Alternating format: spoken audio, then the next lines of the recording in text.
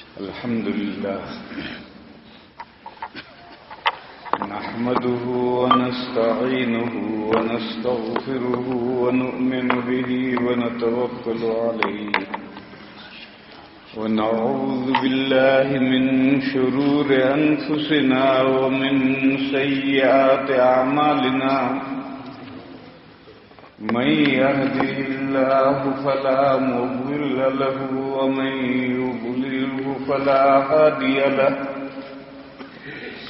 وأشهد أن لا إله إلا الله وحده لا شريك له وأشهد أن سيدنا ومولانا وحبيبنا وشفيعنا محمد عبده ورسوله صلى الله تعالى عليه وعلى آله وصحبه وبارك وسلم تسليما كثيرا كثيرا وبعد فأعوذ بالله من الشيطان الرجيم بسم الله الرحمن الرحيم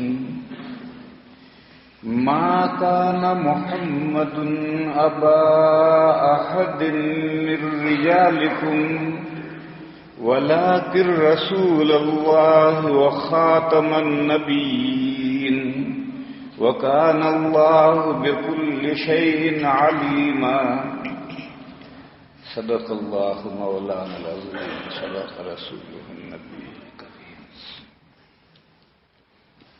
بزرگان محترم، ہمارے ایک دوست نے ابھی کہا تھا کہ میں نے 3 دن پروگرام کے گھٹا دیے. ایسا نہیں. اصل قصہ کیا ہے؟ ہمارے کرم فرما دوست حضرت ابراہیم بھائی دبئی کے رہنے والے ہیں، گجرات کے رہنے والے ہیں، زامبیا کے رہنے والے ہیں. انہوں نے مجھے فون کیا کہ بھئی پروگرام بنانا ہے بہت سارے ملکوں کا. میں نے کہا بنا دو. اور یہ معشوق بے وفا کا وعدہ تھا. میرے ذہن میں نہیں تھا کہ مجھے سفر کرنا پڑے. میں نے کہا کہ بنا لو. ہمارے یہاں ربیع الاول میں امتحان ہوتا ہے اور اس کی وجہ سے سبق بند ہو جاتے ہیں. امتحان 10-11 دن ہوتا ہے، اسے سبق نہیں ہوتے. اور امتحان سے 2-4 دن پہلے سبق بند کرنے پڑتے ہیں تاکہ طلبہ کتاب یاد کریں. پھر امتحان کے 1-2 دن تک چھٹی رکھی جاتی ہے تاکہ تھکن اتر جائے. تو میرے ذہن میں تھے 15 دن، 10 دن 11 دن امتحان کے، آگے پیچھے ملا کر 15 دن کا. یہ بہت پرانی بات تھی. اور یہ بھی ذہن میں تھا کہ جانا وانا ہے نہیں، جاتا کون ہے. مگر انہوں نے تو پروگرام بنا دیا، واقعی بنا دیا. پھر فون کیا کہ 15 دن کافی نہیں، 20 دن رکھو. چلو بھائی 20 دن، 2-4 دن اور چھٹی کر لیں گے پڑھانے کی. پھر پروگرام بنا کر کہا، فون کیا کہ 25 دن. میں نے کہا 25 دن کیسے ہو سکتے، اتنا کہاں میرے پاس وقت. پھر فون کیا 30 دن. میں نے کہا اللہ کے بندے میں آتا ہی.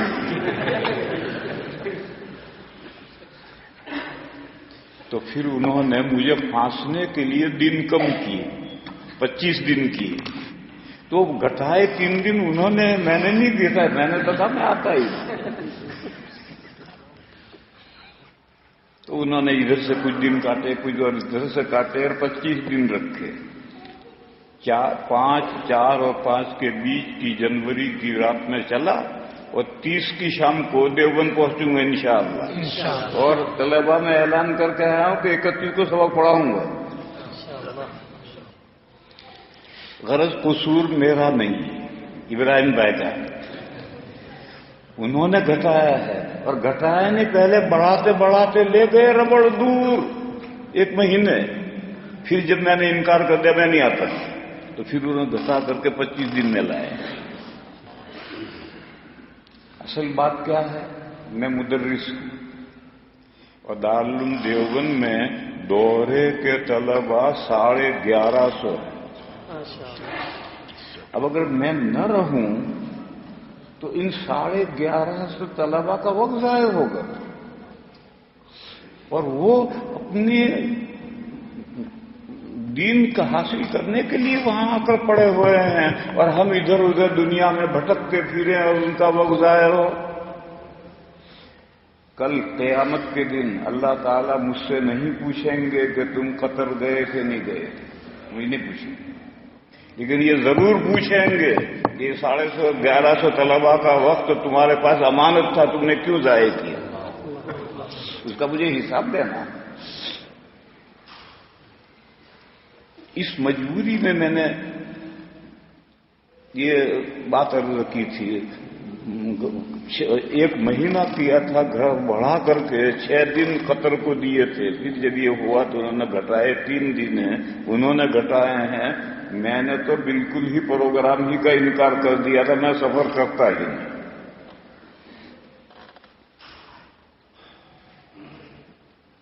اس کے بعد مجھے آج کی گفتگو کے لیے موضوع دیا گیا ہے ختم نبوت کا۔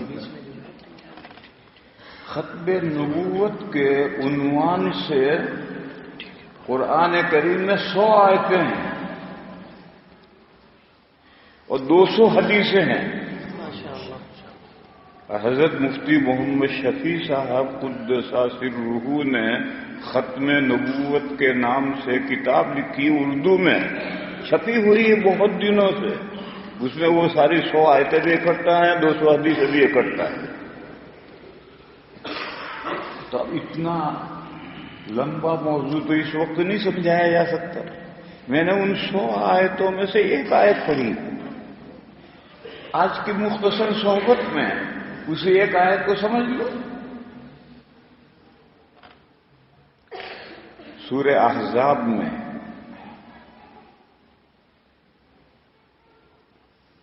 ایک قصہ ذکر ہوا ہے، وہ قصہ یہ ہے، نبی پاک صلی اللہ تعالی علیہ وسلم کی ایک پھوپھی ذات بہن تھی، حضرت زینب بنت جحش رضی اللہ تعالی عنہ۔ حضور نے ان کا نکاح کرایا تھا اپنے منہ بولے بیٹے حضرت زید بن حارثہ کے ساتھ۔ حضرت زید بن حارثہ کبھی غلام رہے ہیں، اور یہ حضور کی پھوپھی ذات بہن تھی، قریش کی معزز عورت تھی، اور یہ آزاد غلام تھے، بعد میں آزاد ہوئے ہیں۔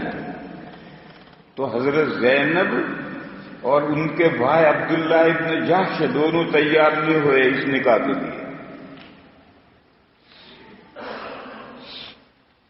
مگر قرآن کریم کی آیت نازل ہوئی، ما کان لمؤمن ولا مؤمنۃ اذا قضى الله ورسوله امرا ان يكون لهم الخيرة من امرهم۔ جب اللہ اور اللہ کے رسول کوئی بات طے کر دے تو اب مومن مردوں کو اور مومن عورت کو اپنے معاملے کا اختیار باقی نہیں رہتا۔ جب اللہ نے ایک بات طے کر دی، اللہ کے رسول نے ایک بات طے کر دی، اب مومن مرد اور مومن عورت کو، مومن عورت حضرت زینب اور مومن مرد ان کے بھائی عبداللہ ابن جحش، ان کو کوئی اختیار باقی نہیں رہتا۔ جب یہ آیت نازل ہوئی تو اب تو بات ماننی، چنانچہ حضرت زینب بنت جحش رضی اللہ تعالی عنہا کا نکاح ہو گیا حضرت زید بن حارثہ کے ساتھ۔ حضرت زید بن حارثہ کو حضور نے بیٹا بنا لیا تھا، لے پالک، ایڈاپٹ کر لیا تھا۔ میاں بیوی میں نباہ نہیں ہوئے۔ ایسی صورت میں شوہر ابا سے کہتا ہے تو حضرت زید حضور سے کہتے تھے، یا رسول اللہ میرا نباہ نہیں ہو رہا ہے بیوی کے ساتھ۔ تو حضور سمجھاتے تھے کہ میرے کہنے کی وجہ سے انہوں نے نکاح مانا ہے، تمہارے ساتھ نکاح ہوا ہے، نباہ کرو، نباہ کرو۔ کرتے رہے نباہ۔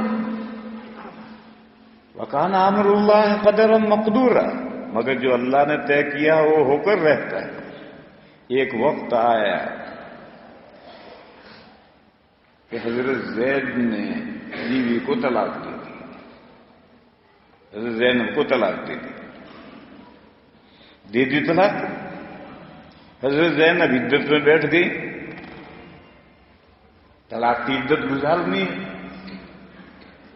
اب حضور کو پریشانی، ایک تو حضور کے کہنے سے انہوں نے نکاح کیا تو ایک داغ تو یہ لگا کہ قریش کی ایک معزز عورت ایک آزاد شدہ غلام کے نکاح میں دی گئی، ایک داغ تو یہ لگا، اور دوسرا داغ یہ لگا کہ اس غلام نے بھی تجھے نہیں رکھا، اس نے بھی تجھے طلاق دے دی۔ دوسرا داغ یہ لگ گیا۔ اب حضور سوچ رہے ہیں کہ اس داغ کو کیسے دھویا جائے۔ دو داغ لگ گئے ہیں، ان کو کیسے دھویا جائے۔ حضور کے ذہن میں اس کا طریقہ آیا، مگر حضور سوچتے رہے کہ اگر میں اس طریقے پر عمل کروں گا تو لوگ ایک طوفان کھڑا کر دیں گے کہ لوگ بیٹے کی بیوی یعنی بہو سے نکاح کر لیے، حالانکہ حضرت زید بن حارثہ بیٹے نہیں تھے، لیکن دنیا تو جیسے آج بھی غیر مسلموں میں لے پالک کو ایڈاپٹ کیے ہوئے کو حقیقی بیٹا بیٹی سمجھتے ہیں، حتیٰ کہ میراث بھی دیتے ہیں۔ عرب کے جاہلیت کا بھی یہی تصور تھا۔ تو اب لوگ جن کو اسلام کے خلاف پروپیگنڈا کرنا ہوتا ہے وہ تو ہر موقع جو بھی موقع آتا ہے تو اس کو جانے نہیں دیں گے۔ تو اب دشمن اعدائے اسلام کفار یہ پروپیگنڈا کریں گے کہ لو اپنی بہو سے نکاح کر لیا، اپنے بہو کو گھر میں بسا لیے، حالانکہ وہ بہو نہیں ہے، وہ پھوپھی ذات بہن ہے، اور پھوپھی ذات بہن سے نکاح جائز ہے، اور متبنہ کی بیوی رہی ہے اور اس نے طلاق دی ہے تو بھی نکاح جائز ہے، حقیقی بیٹے کی بیوی نہیں ہے۔ مگر نکاح کرنے میں اندیشہ یہ ہے کہ کفار پروپیگنڈا کریں۔ عدت کے زمانے میں حضور یہ سوچتے رہے، جو ہی عدت پوری ہوئی وہ پھر وحی آئی، اور اس وحی سے کہا گیا کہ ہم نے آپ کا نکاح حضرت زینب سے کر دیا۔ چنانچہ دنیا میں بھی باقاعدہ پھر نکاح ہوا، اللہ نے تو اطلاع دی، دنیا میں باقاعدہ نکاح ہوا، بس نکاح کیا ہوا، آسمان ٹوٹ پڑا، پروپیگنڈا کرنے والوں کو موقع مل گیا اور انہوں نے طرح طرح سے پروپیگنڈا شروع کیا۔ تو سورہ احزاب میں ایک نہیں بہت ساری آیتیں اس مسئلے میں نازل ہوئی۔ اب وہ ساری آیتیں بیان کرنے کا وقت تو نہیں ہے۔ مثلا سب سے پہلے تبنی، لڑکا لڑکے کو ایڈوپٹ کرنے کے، گود لینے کے سلسلے میں جو جاہلیت کا تصور تھا اسے باطل کر دیا کہ کسی کو بیٹا کہہ لینے سے بیٹا نہیں بنتا، کسی کو بیٹی کہہ لینے سے بیٹی نہیں بنتی۔ وہ بیٹا تو اس کے ماں باپ کا ہے، وہ بیٹی تو اس کے ماں باپ کی ہے۔ اگر کوئی گود لیتا ہے تو وہ گود لینے سے اس کا حقیقی بیٹا بیٹی نہیں بنتی، میراث بھی نہیں آئے گی، بلکہ سن آف کی جگہ ایڈاپٹ کرنے والے کا نام بھی نہیں لکھا جائے گا، اس کا جو باپ ہے اسی کا نام آئے گا ولدیت میں۔ پھر اس کے ساتھ مثال پیش کی،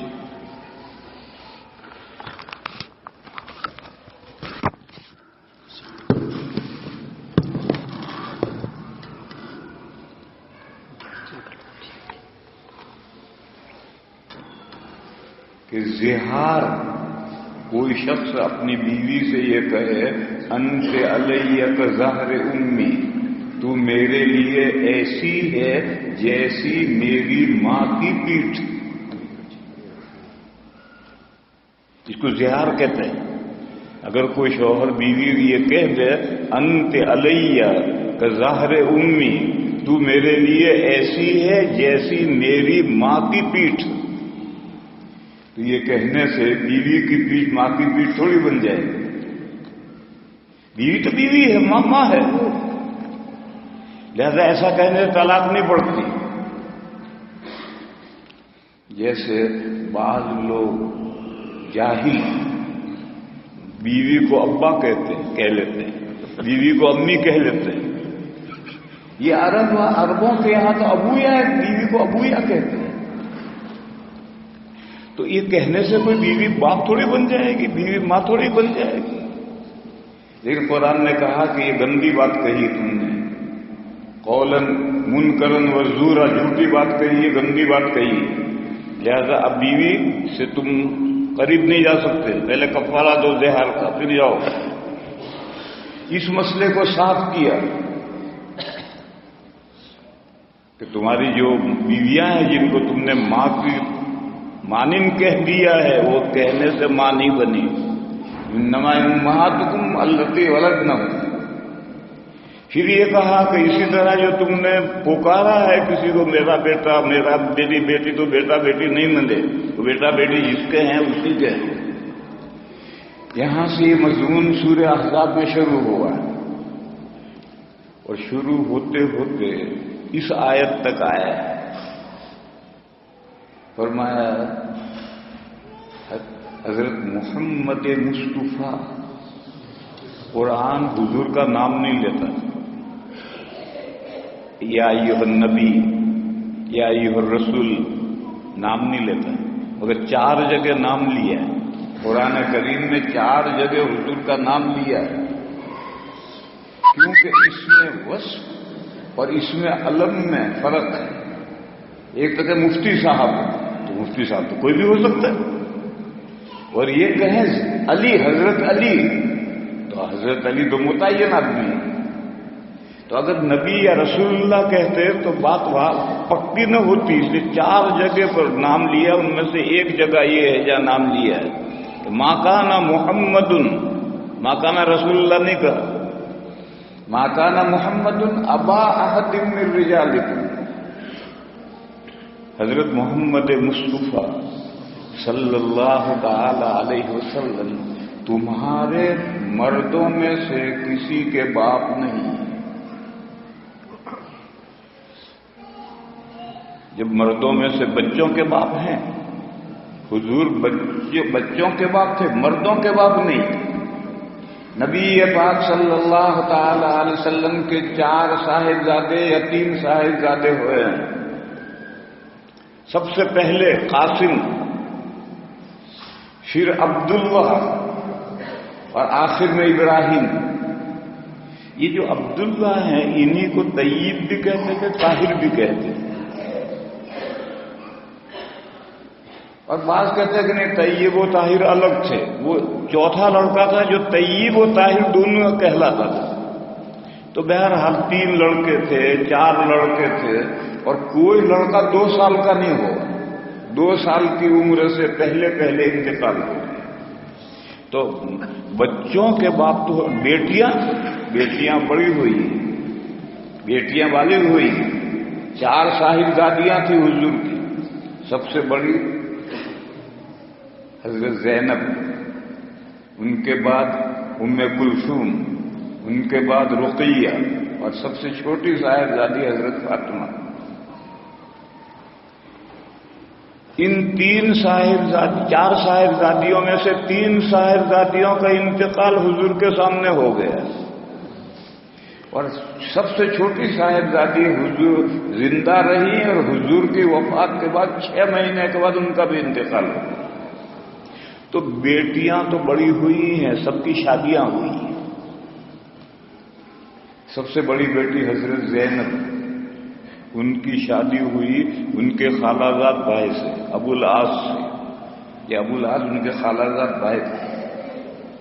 اور اس کے بعد کی 2 صاحبزادیوں کی یکے بعد دیگرے شادی ہوئی حضرت عثمان ذو النورین سے. اور چھوٹی صاحبزادی کا نکاح ہوا حضرت علی سے. تو صاحبزادیاں تو 4 بڑی ہوئی اور ان کے نکاح ہوئے. لیکن بیٹے 3 یا 4 2 سال کی عمر سے پہلے پہلے ان کا انتقال ہو گیا.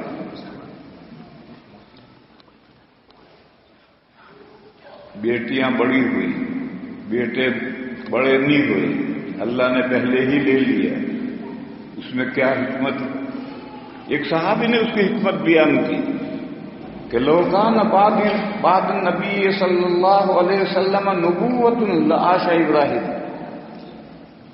اگر حضور کے بعد کسی کو نبوت ملنی ہوتی تو حضور کے یہ صاحبزادے ابراہیم بڑے ہوتے اور ان کو نبوت ملتی. مگر حضور کے بعد کسی کے لیے نبوت نہیں ہے، اس لیے حضور کے بیٹوں میں سے کوئی بیٹا عمر کے بلوغ تک پہنچا ہی نہیں. اور یہ حکمت ایک صحابی نے بیان کی کہ لو کان بعد النبی صلی اللہ علیہ وسلم نبوۃ لعاش ابراہیم. اس کی مثال کو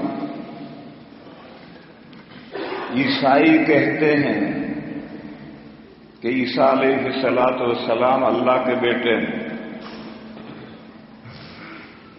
قرآن نے پرزور تردید کی، اللہ کی کوئی اولاد نہیں ہو سکتی، اللہ کی اولاد ہو ہی نہیں سکتی. کیوں؟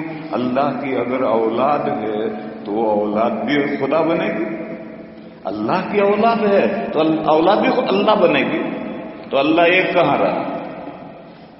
اگر اللہ کی اولاد ہوتی تو اولاد بھی تو اللہ بنے گی. تو اللہ ایک کہاں رہا؟ اور اگر اولاد اللہ نہیں بنے گی تو ناجنس اولاد ہوئی. انسان کی اولاد انسان ہو تب تو ٹھیک ہے، لیکن انسان کی اولاد مرغی ہو جائے تو ناجنس اولاد ہوئی.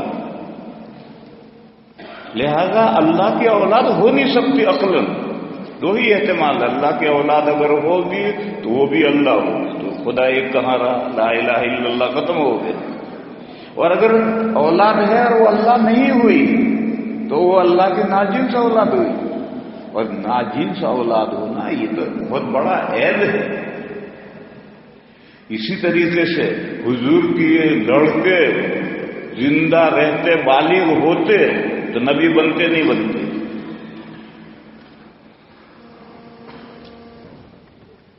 بنتے تو حضور خاتم النبیین کہاں رہے؟ آخری نبی حضور کہاں رہے؟ حضور کے بعد بیٹا نبی بن گیا. نہیں بنتے تو یہ تو باپ کی میراث سے محروم گیا. باپ کی میراث سے محروم گیا. کہتے ہیں الولد سر لابیہ، بیٹا باپ کا راز ہوتا ہے. باپ تو تھا نبی اور بیٹا تھا رکشا چلا رہا ہے. اس مصلحت سے حضور کا کوئی صاحبزادہ بلوغ تو پہنچا ہی نہیں.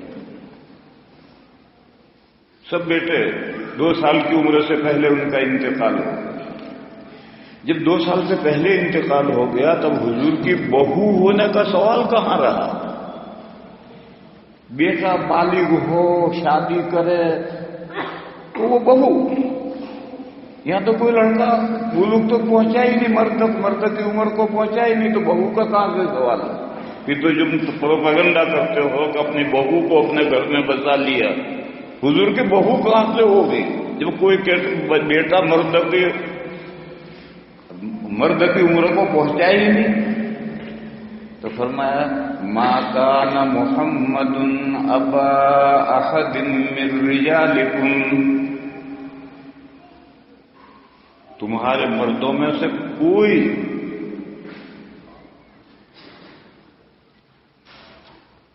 کسی مرد کے باپ حضور نہیں.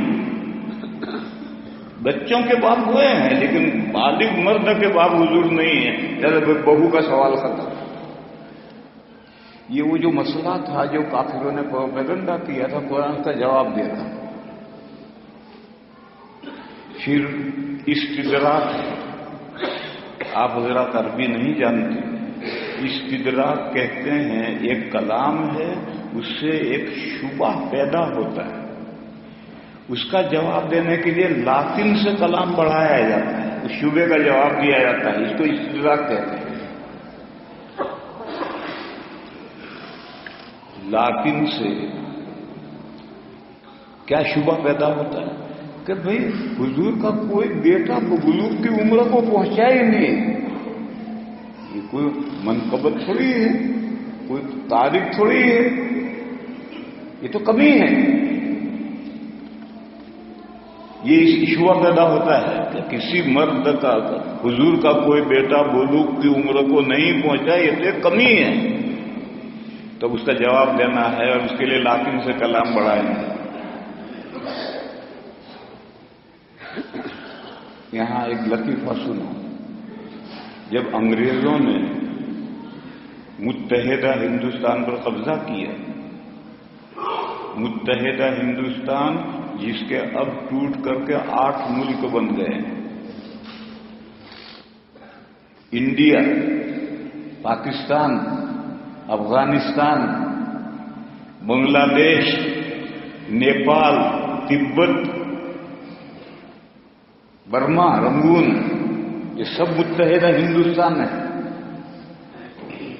جب متحدہ ہندوستان پر انگریزوں نے قبضہ کیا تو انہوں نے یہ سوچا کہ اگر ہم اس ملک کو عیسائی نہیں بنائیں گے تو ہماری حکومت بہت دنوں تک نہیں رہے گی، لہذا اگر ہم اس ملک پر ہمیشہ کے لیے حاکم رہنا چاہتے ہیں تو ملک کو عیسائی بنانا۔ اس کے لیے انہوں نے برطانیہ سے پادریوں کو بلایا، ایک پوری کھیپ بلائی اور ہندوستان کے طول و عرض میں ان پادریوں کو پھیلا دیا کہ ان مسلمانوں کو عیسائی بناؤ تاکہ ہماری حکومت یہاں ہمیشہ رہے۔ لیکن مسلمان ان کے فیور میں نہیں آتا، چکر میں نہیں آتا۔ جیسے آج بھی قادیانی طرح طرح سے مسلمانوں کو دھوکہ دیتے ہیں، لالچ دیتے ہیں، لیکن جو مسلمان معمولی دین بھی جانتا ہے وہ ان کے چکر میں نہیں آتا، جاہل آتا ہے۔ جو دین کو جانتا ہی نہیں وہ اس کے چکر میں آ سکتا ہے، باقی تھوڑا بہت بھی دین جانتا ہے وہ ان کے چکر میں نہیں آتا۔ تو مسلمان عیسائیوں کے چکر میں کیسے آئیں گے؟ اور آج بھی عیسائیوں کے چکر میں 2 طرح کے مسلمان آتے ہیں، نہایت جاہل، کچھ نہیں جانتے اسلام کے بارے میں، بھائی اتنا جانتے مسلمان۔ دوسرا انتہائی غریب، وہ مال کا لالچ دیتے۔ تو اس نے انگریزوں نے پورے ہندوستان میں پادریوں کو پھیلا دیا۔ پادری کیا کرتے تھے؟ پولیس کے ساتھ شہر کی جامع مسجد میں جاتے تھے، بڑی مسجد میں، اور نماز پڑھنے کے بعد جب نمازی نکلتے تھے تو پولیس سب نمازیوں کو روکتی تھی، بیٹھو پادری صاحب کا بیان سن کے جاؤ۔ اب پولیس کا دھندا تو بڑا سخت ہوتا ہے، سب کو بیٹھنا پڑتا ہے۔ تو دہلی کی جامع مسجد کا واقعہ ہے، دہلی کی جامع مسجد میں بہت نمازی ہوتے ہیں۔ ایک پادری آیا پولیس کے ساتھ، نماز پڑھ کے جب مصلی نکلے تو سب کو پولیس نے بٹھایا، بیٹھو پادری صاحب کی بات سنو۔ بیٹھے تو مجبور ہے، پادری کھڑا ہو، اس نے سارے کالی ٹوپی والے کھڑے ہوئے، کیا نام ہے تمہارا؟ عبد الرحمان۔ تمہارا باپ کا کیا نام ہے؟ عیسیٰ۔ بیٹھ جاؤ۔ فلاں صاحب کھڑے ہوئے، ایسے 15-20 آدمیوں کو مجمع میں سے کھڑا کیا، ہر ایک سے نام پوچھا، اس کے باپ کا نام پوچھا، اس نے بتایا۔ پھر اس کے بعد میں اس نے تقریر شروع کی کہ مسلمانوں تمہاری عقلوں پر پتھر پڑ گئے ہیں یا کیا ہے؟ دیکھو میں نے 25 آدمیوں سے پوچھا، ہر ایک نے اپنا باپ کا نام بتایا، اور تم حضرت عیسیٰ علیہ السلام کے عقیدت مند بھی ہو، ان کو اللہ کا نبی بھی مانتے ہو، اور پھر کہتے ہو ان کا کوئی باپ نہیں۔ لے، تم سے کہا جائے تمہارا کوئی باپ نہیں تو تم برداشت کرو گے؟ اور تم عیسیٰ علیہ السلام کے بارے میں کہتے ہو ان کا کوئی باپ نہیں؟ کیسی بھونڈی بات کرتے ہو؟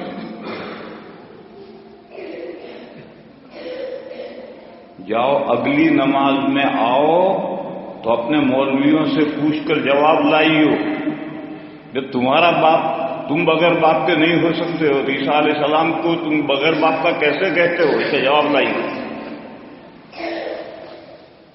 جاؤ اپنے مولویوں سے پوچھ کر آؤ، اگلی نماز میں جواب لاؤ، میں یہاں آؤں گا۔ تو مجمع کے آخر میں سے ایک آدمی کھڑا ہوا، اس نے کہا پادری صاحب، مولویوں سے پوچھ کر تو جواب ہم اگلی نماز میں لائیں گے، لیکن ہاں آپ سے پوچھتے ہیں کہ عیسیٰ علیہ السلام کا باپ ہے کون؟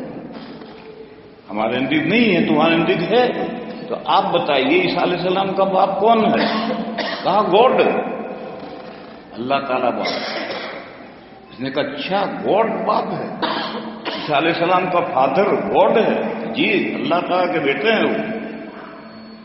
تو اس نے کہا اب یہ بتا دیجئے کہ تیرے گاڈ کے لونڈے کتنے ہیں، لڑکے کتنے ہیں؟ تو اس نے کہا لڑکے عیسیٰ جیسس اکیلے لڑکے ہیں گاڈ کے، اللہ تعالیٰ کے ایک ہی لڑکا ہے عیسیٰ۔ تو اس نے کہا پادری پھر سن، میں کمزور بندہ ہوں، میرے 10 لڑکے ہیں، اور تیرا خدا آل مائٹی ہے، اس کا ایک ہی لڑکا ہے؟ یا اگلی نماز میں تو اس کا جواب لائیے۔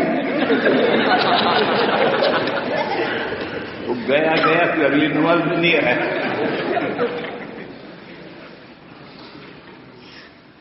تو اگر اللہ کے لیے اولاد ہونا کمال ہے تو آسمان کے تاروں سے زیادہ اللہ کے لڑکے ہونے چاہیے،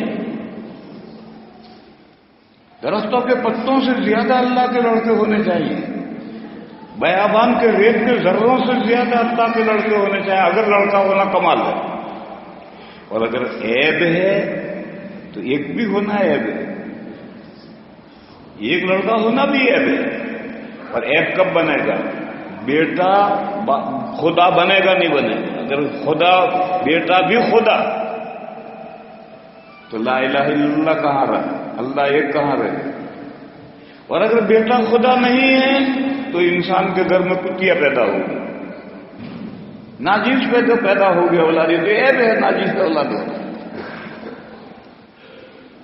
تو یہ تو انسانوں اللہ کے تعلق سے۔ اسی طریقے پر میرے بھائیو سمجھو کہ انسان کے لیے تو اولاد ہونا کمال ہے۔ اس نے کہا تھا میں غریب بندہ ہوں، میرے 10 لڑکے ہیں۔ تو لڑکا ہونا تو کمال ہے، میرے 10 لڑکے ہیں، تیرا خدا قادر مطلق اور اس کا ایک ہی لڑکا۔ تو جب قرآن نے یہ کہا کہ حضرت محمد مصطفیٰ صلی اللہ تعالی علیہ وسلم کا کوئی مرد تمہارے مردوں میں سے وہ کسی کے باپ نہیں تھے، شبہ پیدا ہوا کہ یہ تو کمی ہے۔ آج بھی کوئی انسان ایسا ہو جس کی لڑکیاں ہی لڑکیاں ہوں، کوئی لڑکا نہ ہو تو پریشان ہوتا ہے، دعائیں کرواتا پھرتا ہے۔ جاہل ہو تو مزاروں پر چڑھاتے پھرتا ہے، کوئی لڑکا ہو جائے۔ تو لڑکا نہ ہونا یہ تو ایک طرح کا عیب ہے۔ تو قرآن کریم نے اس شبے کا جواب لیکن سے کلام آگے بڑھایا اور یہ کہا وَلَٰكِن رسول اللہ، ٹھیک ہے تمہارے مردوں میں سے کسی کے باپ حضرت محمد مصطفیٰ نہیں مگر وہ اللہ کے رسول ہیں۔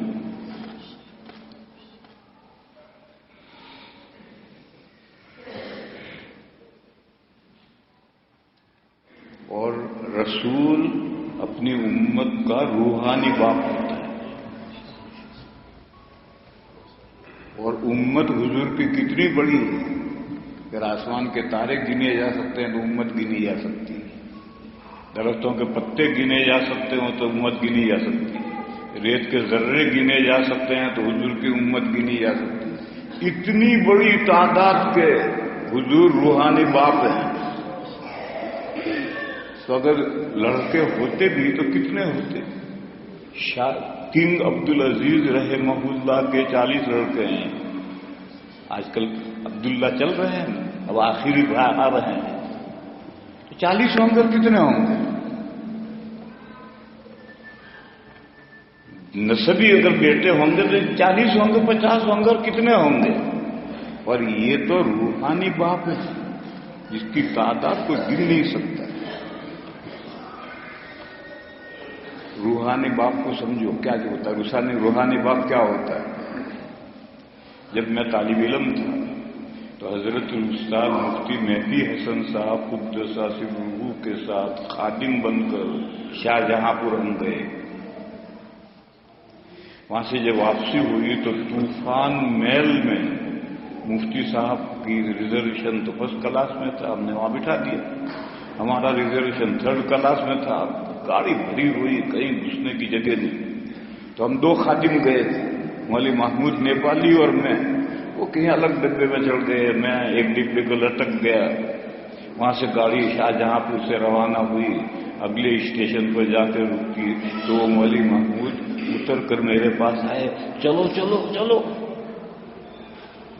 بریلویوں میں پھنس گیا ہوں، وہ عجیب عجیب سوال کر رہے ہیں، میرے بس کے نہیں، جواب دینا نہیں ہے، تم چلو. میں نے کہا تو چلوں گا تو صحیح، بیٹھنے کی جگہ بھی ہے یا نہیں؟ کہنے کو بہت اچھی جگہ ہے. خیر میں اتر کر کے گیا، وہاں مرد اور عورتیں سب بیٹھے تھے. ہم جا کے بیٹھ گئے. ہم کیوں میں کوئی بات چھیڑتے تو ہمیں باولے کتے نے کاٹا تھا. ہم جا کے چپ چاپ بیٹھے رہے. جب گاڑی روانہ ہو گئی تو ایک بولا، اشرف علی کو جانتے ہیں آپ؟ میں نے کہا کہاں رہتے ہیں؟ کہنے لگے تو مر گیا. میں نے کہا بھیا میں زندوں کو ہی سب کو نہیں جانتا، مرے ہوں کو کہاں سے جانتا؟ اب میں تو جانتا ہی نہیں اشرف علی. اب وہ کیا کہے آگے؟ خاموش ہو گیا. تھوڑی دیر کے بعد میں کہنے لگا، فتاوی رشیدیہ کے بارے میں آپ کی کیا رائے ہے؟ میں نے کہا سن بھیا، میں اللہ کی کتاب قرآن کے بارے میں تو سینہ ٹھوک کر دعویٰ کرتا ہوں، اس کا ہر فرق صحیح. باقی کسی کتاب کی گارنٹی میں لینے کے لیے تیار نہیں. آپ کو فتاوی رشیدیہ کے کسی مسئلے کے بارے میں پوچھنا ہو تو پوچھیے. اب آپ کہیں پوری فتاوی رشیدیہ کے بارے میں کیا رائے ہے؟ میں تو کسی کتاب کی گارنٹی لینے کے لیے تیار نہیں ہوں، صرف قرآن کی گارنٹی لینے کے لیے تیار. آپ کو کوئی مسئلہ پوچھیے. اب مسئلہ تو اسے کچھ یاد تھا ہی، جو جاہل تھا اس کو کیا مسئلہ یاد ہوتا. پھر خاموش ہو گیا. پھر تھوڑی دیر کے بعد کہنے لگا، میں اور میری یہ بیوی ہم دونوں ایک پیر صاحب سے بیعت. میں نے کہا اللہ آپ کی بیعت میں برکت فرمائے. کہنے لگا نہیں، اب ہم جب ایک پیر صاحب سے بیعت ہیں تو ہم تو روحانی بھائی بہن ہو، تو ہمارا نکاح رہا یا نہیں رہا؟ تو میں نے کہا کہ یہ بات تو آپ کو بیعت ہونے سے پہلے پیر صاحب سے پوچھنا چاہیے تھا کہ ہم دونوں آپ سے بیعت ہو رہے ہیں، ہم دونوں میاں بیوی ہیں، تو بیعت کے بعد ہمارا نکاح رہے گا یا نہیں رہے گا؟ یہ مسئلہ آپ کو پیر صاحب سے پوچھنا چاہیے تھا، مجھ سے کیا پوچھ رہے؟ خاموش ہو گئے. پھر میں نے سوال کیا. میں نے کہا آپ یہ بتائیں مسلمان مرد کا مسلمان عورت سے نکاح ہو سکتا ہے یا نہیں؟ ہو سکتا ہے. میں کیسے ہو سکتا؟ قرآن میں انما المؤمنون اخوہ، مسلمان تو سب بھائی بہن ہیں، نکاح کیسے ہو سکتا؟ کہنے لگے وہ روحانی بھائی بہن. تو میں نے کہا یہ شیطانی بھائی بہن تم مانا. پھر خاموش ہو گیا. پھر کھانے پینے کی چیزیں نکالی، خوب کھلائی ہمیں. تو روحانی بھائی بہن کیا ہوتا ہے؟ سب مسلمان بھائی بہن ہیں، یہ روحانی بھائی بہن ہیں. اسی طرح سے شاگرد استاد کی روحانی اولاد ہے، امت پیغمبر کی روحانی اولاد ہے. بس اگر 1 2 4 10 بیٹے نسبی حضور کے زندہ نہیں رہے تو اربوں خربوں امتی ہیں جو حضور کے روحانی بیٹے ہیں.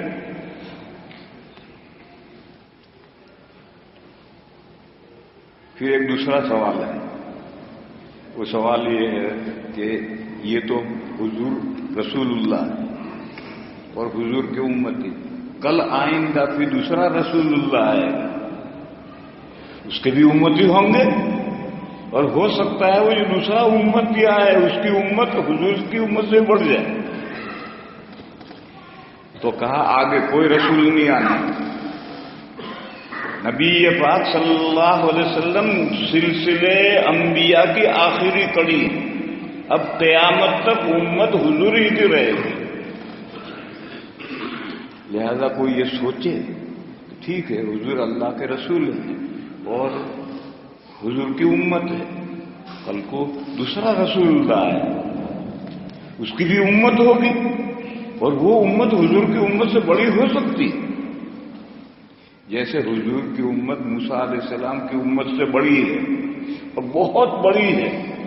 ایک حدیث ہے بخاری شریف، نبی پاک صلی اللہ تعالی علیہ وسلم نے خواب میں ایک منظر دیکھا کہ انبیاء حضور کے سامنے سے گزر رہے ہیں. کوئی نبی اکیلے جا رہے ہیں، کوئی امتی ساتھ میں نہیں. کسی نبی کے ساتھ 2 امتی ہیں، کسی کے ساتھ 10 ہیں، کسی کے ساتھ 100 ہیں. اچانک حضور نے دیکھا کہ ایک پیغمبر ایک بڑی تعداد کے ساتھ گزر رہے ہیں. سد الافق، آسمان کا کنارہ بھرا ہوا. تو حضور کے دل میں آیا کہ یہ میری امت ہے. تو حضور نے حضرت جبرائیل سے پوچھا جبرائیل یہ کس کی امت ہے؟ تو حضرت جبرائیل نے کہا یہ موسیٰ علیہ السلام اپنی امت کے ساتھ گزر رہے ہیں. پھر اس کے بعد میں حضور نے اگلا منظر دیکھا جو آسمان کے کنارے چاروں طرف سے بھرے پڑے تھے لوگوں سے. حضرت جبرائیل نے کہا یہ آپ کی امت ہے. تو موسیٰ علیہ السلام کی امت سے حضور کی امت، حالانکہ موسیٰ علیہ السلام پہلے ہوئے ہیں، حضور تو بعد میں آئے ہیں، مگر حضور کی امت موسیٰ علیہ السلام کی امت سے بڑی. تو ہو سکتا ہے کہ حضور اللہ کے رسول ہیں، حضور کی ایک امت ہے اور آئندہ جو رسول آئے اس کی امت حضور کی امت سے بھی بڑی ہو. اس شبے کو دفع کرنے کے لیے کہا آئندہ کوئی رسول نہیں آنا، حضور ہی خاتم النبیین.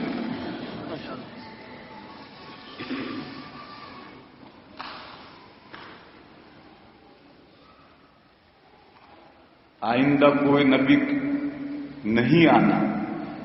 اس کی دلیل کیا؟ اس کی دلیل یہ ہے اللہ نے انسانوں کو پیدا کیا ہے اور ان کی جسمانی ضرورتوں کا بھی انتظام کیا ہے اور روحانی ضرورتوں کا بھی انتظام کیا. جسمانی ضرورتوں کے لیے تو بارش برستی ہے، زمین میں سے چیزیں اگتی ہیں، انسان کھاتے ہیں، پلتے ہیں، بڑھتے ہیں، ہوائیں چلتی ہیں، بارشیں ہوتی ہیں، جسمانی ضرورتوں کا انتظام کیا ہے. اور روحانی ضرورتوں کی تکمیل کے لیے سلسلے نبوت قائم کیا ہے. آدم علیہ السلام سے مسلسل انبیاء آتے رہے، کتنے آئے معلوم نہیں. اور ایک روایت ہے کہ 1,24,000 انبیاء آئے. وہ روایت سند کے اعتبار سے کچھ بہت زیادہ سے مجھے نہیں چاہیے، وہ روایت سند کے اعتبار سے کچھ بہت زیادہ صحیح نہیں. لہذا کسی عدد کا اعتقاد نہیں رکھنا، کسی خاص عدد کا اعتقاد نہیں رکھنا. اللہ جانے بے شمار انبیاء آئے، کتنے آئے معلوم نہیں. کسی عدد کا اعتقاد رکھنے کے لیے روایت صحیح ہونی چاہیے اور روایت صحیح نہیں.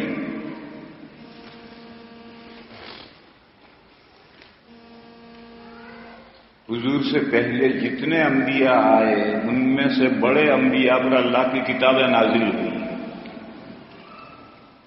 اللہ کا دین آیا. پھر آہستہ آہستہ لوگوں نے اللہ کی کتابوں کو بگاڑ دیا تو اگلا نبی آیا، پھر وہی آئی، پھر اللہ کی کتابیں نازل ہوئی. اگر نبی پاک صلی اللہ تعالی علیہ وسلم کے بعد کوئی نبی ہوتا اور لوگ قرآن کو بگاڑ دیتے. جب ہدایت کی روشنی نہیں رہے گی نیا کنکواں جلانا پڑے گا. مگر چونکہ آگے کوئی قیامت تک نبی نہیں آنا، اس لیے اللہ کی کتاب کی حفاظت کی ذمہ داری خود اللہ نے لے لی. اِنَّا نَحْنُ نَزَّلْنَا الْقُرْآنَ اِنَّا نَحْنُ نَزَّلْنَا الذِّكْرَ وَإِنَّا لَهُ لَحَافِظُونَ. اور حدیثیں اسی قرآن کی شرح ہے. حدیث مستقل نہیں ہے، اسی قرآن کی شرح ہے. قرآن کریم نے فرمایا وَنَزَّلْنَا إِلَيْكَ الذِّكْرَ لِتُبَيِّنَ لِلنَّاسِ مَا نُزِّلَ إِلَيْهِمْ. جو قرآن لوگوں کی طرف بھیجا گیا ہے وہ آپ کھول کر سمجھائیں. وہ جو حضور نے کھول کر سمجھایا ہے اسی کا نام حدیث ہے. اور اللہ نے ان حدیثوں کی حفاظت کی بھی ذمہ داری لی. سورہ ہجر کی آیت میں انا نحن نزلنا القرآن نہیں ہے، انا نحن نزلنا الذکر. الذکر القرآن سے عام ہے. گزشتہ کتابوں کو بھی الذکر کہا ہے. فاسألوا اہل الذکر ان کنتم لا تعلمون. بس الذکر میں قرآن بھی ہے، حدیثیں بھی ہیں، حدیثوں کے مفاہیم بھی ہیں، اور امت مسلمہ بھی الذکر میں ہے. حدیث شریف میں ہے لا تزال طائفة من امتی ظاہرین علی الحق لا یضرهم من خذلهم. ہمیشہ میری امت کی ایک جماعت، امت میں اختلافات ہوں گے، گمراہ فرقے ہوں گے، لیکن ایک جماعت دین حق پر مضبوط رہے. ان کا کوئی کتنی بھی مخالفت کرے ان کا بال بیکا نہیں کر سکتے. کیوں؟ یہ جو امت ہے یہ ماڈل ہے، اور قرآن کتاب دعوت ہے. کتاب دعوت کو تو پڑھے لکھے مطالعہ کریں، اور ماڈل کو تو ہر کوئی جس کے بعد دو آنکھیں ہیں وہ دیکھے گا کہ اسلام کا ماڈل یہ ہے. اس لیے قرآن کی حفاظت کی بھی ذمہ داری اللہ نے لی ہے، حدیثوں کی حفاظت کی ذمہ داری بھی لی ہے. قرآن و حدیث کے مفاہیم، کیا مطلب ہے آیت کا، کیا مطلب ہے حدیث کا، اس کی حفاظت کی ذمہ داری بھی اللہ نے لی ہے. اور قرآن و حدیث کا ماڈل، جس ماڈل کو سامنے رکھ کر بلڈنگ تیار کی جاتی ہے، وہ ماڈل یہ امت حقہ ہے. دین حق پر جو امت ہے وہ، اس کی بھی حفاظت کی ذمہ داری اللہ نے لی ہے. قیامت تک یہ رہیں گے.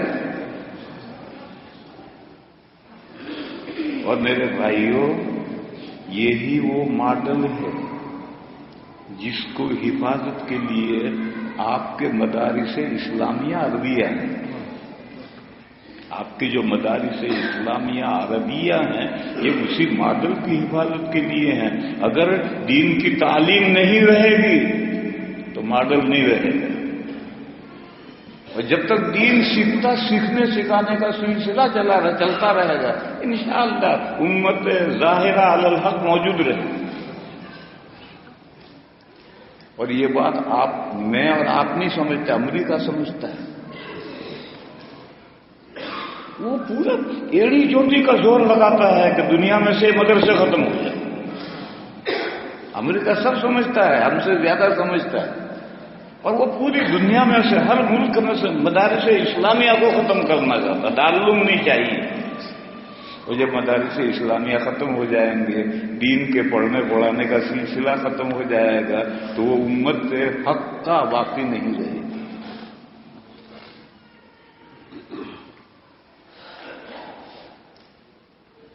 یہ جو اللہ نے دین کی حفاظت کی ذمہ داری لی ہے بے جمیع اجزائہا، کیوں لی ہے؟ اس لیے لی ہے کہ آئندہ کوئی نبی نہیں آنے. دین کا چراغ گل ہو گیا، انسانیت اندھیرے میں رہ گئی. تو اللہ خلق کل شیء ثم ہدی، اللہ نے ہر چیز کو پیدا کیا ہے، پھر اس کو راہ دکھائی. انسان کے لیے روحانی رہنمائی بھی ضروری ہے. اور جب دنیا میں سے روحانی رہنمائی ختم ہو گئی، ہدایت کا چراغ گل ہو گیا اور اندھیرا چھا گیا، تو اب کل قیامت کو اللہ تعالیٰ حساب کیسے لیں گے بندوں؟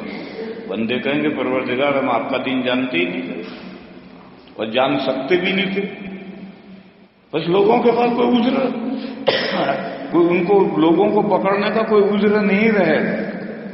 اس لیے جیسے ماضی میں جب ایک دن میٹا تو فوراً اگلے نبی، وہ دن میٹا تو فوراً اگلے نبی۔ اب یہ جو حضور کا لگایا ہوا دین اس کے تمام اجزاء کے ساتھ قیامت کی صبح تک رہے گا، سورج کے آسمان کے سورج کی طرح سے چمکتا رہے گا۔ اب کل کوئی قیامت کو نہیں کہہ سکتا کہ پروردگار عالم ہم تو آپ کا دین نہیں جانتے تھے اور نہیں جان سکتے۔ کیوں نہیں جان سکتا تھا؟ تو جاننا ہی نہیں چاہتا۔ جاننا چاہتا تو ہر شخص جان سکتا ہے۔ آج دین اسلام کو سمجھنے کے لیے تمام اسباب اور ذرائع موجود ہیں، مگر تو ہی نہ چاہے تو باتیں ہزار ہیں۔ ہمارے ملک میں ایک بوڑھا 80 سال کی عمر ہوگی، 15 سال میں بالغ ہوا، 65 سال سے نماز پڑھ رہا ہے اور الحمد شریف کا مطلب نہیں سمجھتا۔ الحمد شریف میں کتنے کلمات ہیں نہیں سمجھتا۔ کیوں نہیں سمجھتا؟ وہ سمجھنا ہی نہیں چاہتا۔ اگر سمجھنا چاہتا تو الحمد شریف کا مطلب تو 1 مہینے میں سمجھ سکتا ہے۔ اگر کوئی سمجھنا چاہے اور نہ چاہے تو عمریں گزر جائیں گے، نہیں سمجھ سکتا کہ بھئی عربی میں قرآن ہے، ہم عربی نہیں جانتے، تو مڈل ایسٹ میں نوکری کرنے جاتے ہو تو عربی کیوں بولنے لگتے؟ بلکہ اپنی ضرورت کے عربی انڈیا میں سے، پاکستان میں سے سیکھ کر آتے ہیں، تو دنیا کے 4 ٹکوں کے لیے تم عربی سیکھ سکتے ہو ضرورت کی، تو دین کو سمجھنے کے لیے تم عربی نہیں سیکھ سکتے؟ تم چاہو ہی نہ تو اس کا کیا علاج ہے؟ بہرحال آج بھی سورج آسمان میں چمک رہا ہے، اس طرح سے دین کا سورج چمک رہا ہے۔ جو بھی دین سمجھنا چاہے اس کے اسباب مہیا ہیں، لہذا کل قیامت کو کوئی بہانہ عذر نہیں بنا سکتا۔ اس لیے اللہ نے دین کی بجمیع اجزائی حفاظت کی ذمہ داری لی۔ پڑھا لکھا نہیں ہے تو نہیں ہے ماڈل دیکھ۔ یہ جو امت مسلمہ ہے ظاہرین علی الحق، یہ قرآن جو کتاب دعوت ہے اس کا نمونہ ہے۔ اور ماڈل جو ہوتا ہے ماڈل کے مطابق محل ہوتا ہے اور محل کے مطابق ماڈل ہوتا ہے۔ ایک کو دیکھ لو دوسرے کا دیکھنا لازم ہے۔ تو قرآن نہیں پڑھ سکتا تو ماڈل تو دیکھ سکتا ہے۔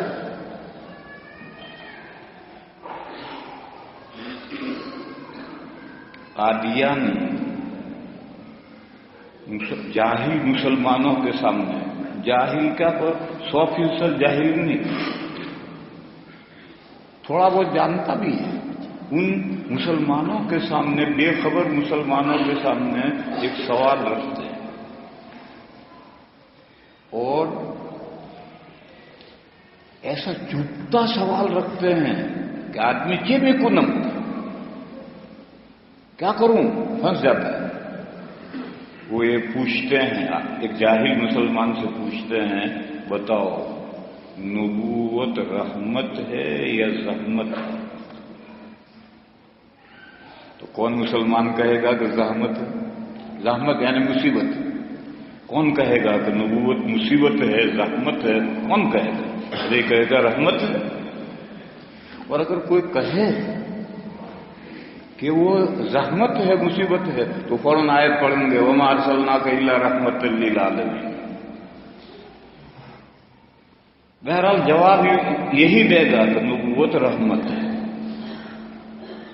اب دوسرا سوال وہ کرے گا کہ اللہ کی رحمت پر بین لگنا چاہیے یا اللہ کی رحمت جاری رہنی چاہیے؟ بین انگریزی لفظ ہے، پابندی لگ جانی چاہیے کب نہیں، یہ اللہ کی رحمت جاری رہنی چاہیے؟ اب کون کہے گا کہ نہیں اللہ کی رحمت پر پابندی لگنی چاہیے، بین لگ جانا چاہیے؟ کون جواب دے گا؟ یہی کہے گا کہ اللہ کی رحمت کو تو جاری رہنا چاہیے۔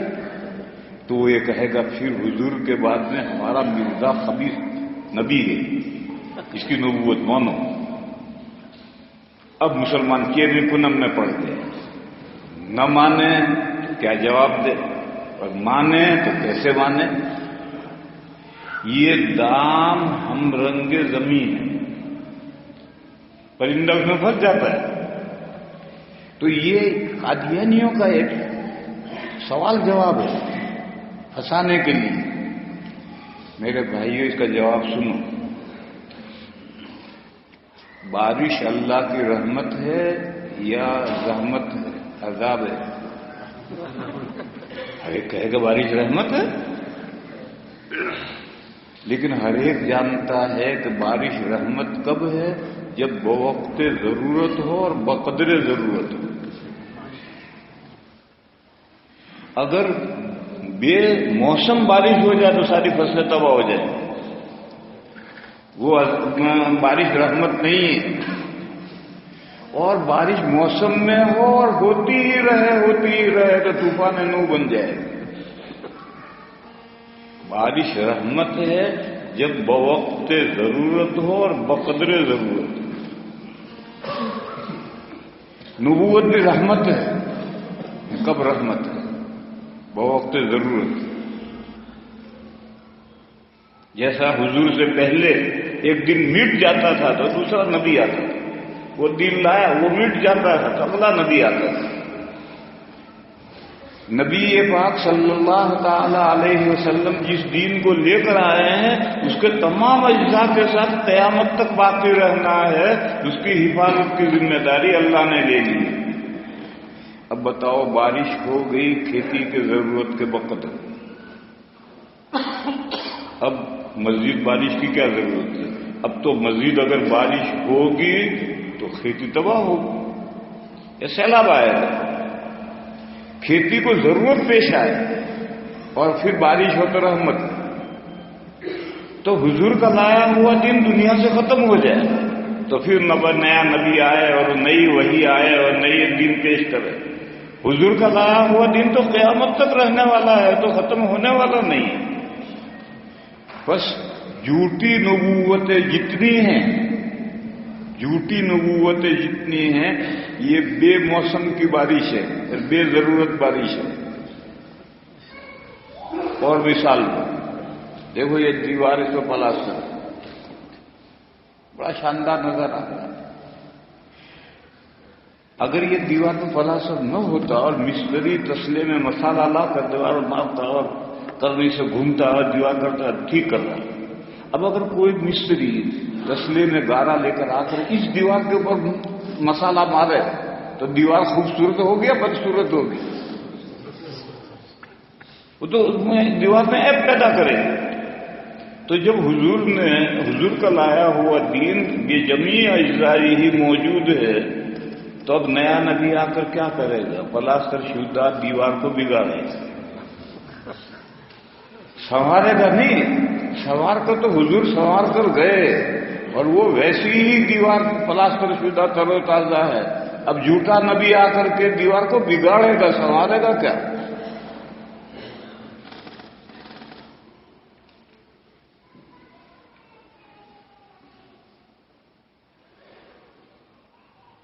ایک دوسرا سوال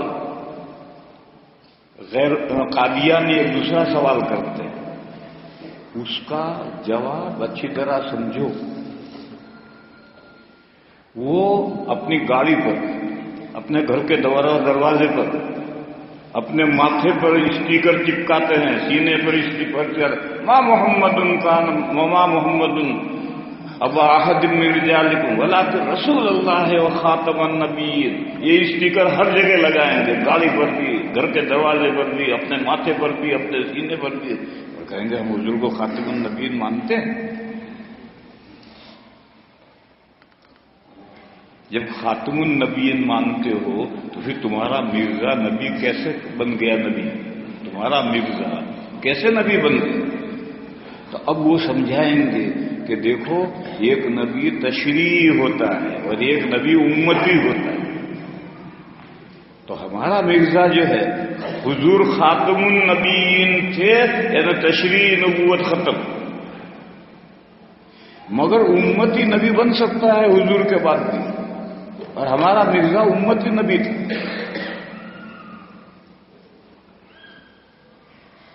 تشریع نبی اور امتی نبی کیا فرق ہے؟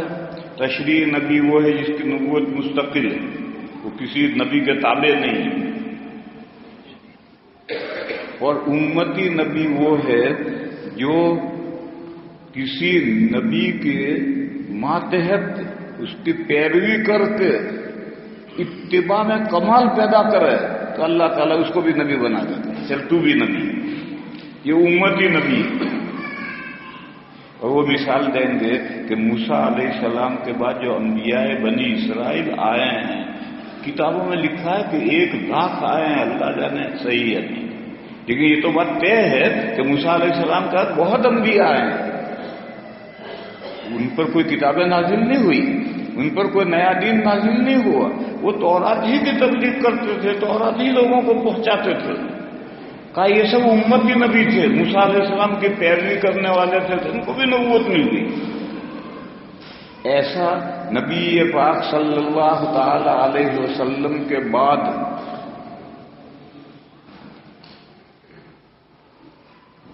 مستقل نبی تشریح نہیں ہو سکتا, لیکن امتی نبی ہو سکتا ہے. کوئی شخص حضور کی پیروی کرنے میں کمال پیدا کرے تو اللہ تعالیٰ اس کو بھی نبی بنا دیتا ہے. یہ ایک دوسرا سوال ہے. اس سلسلے میں میرے بھائیوں سنو,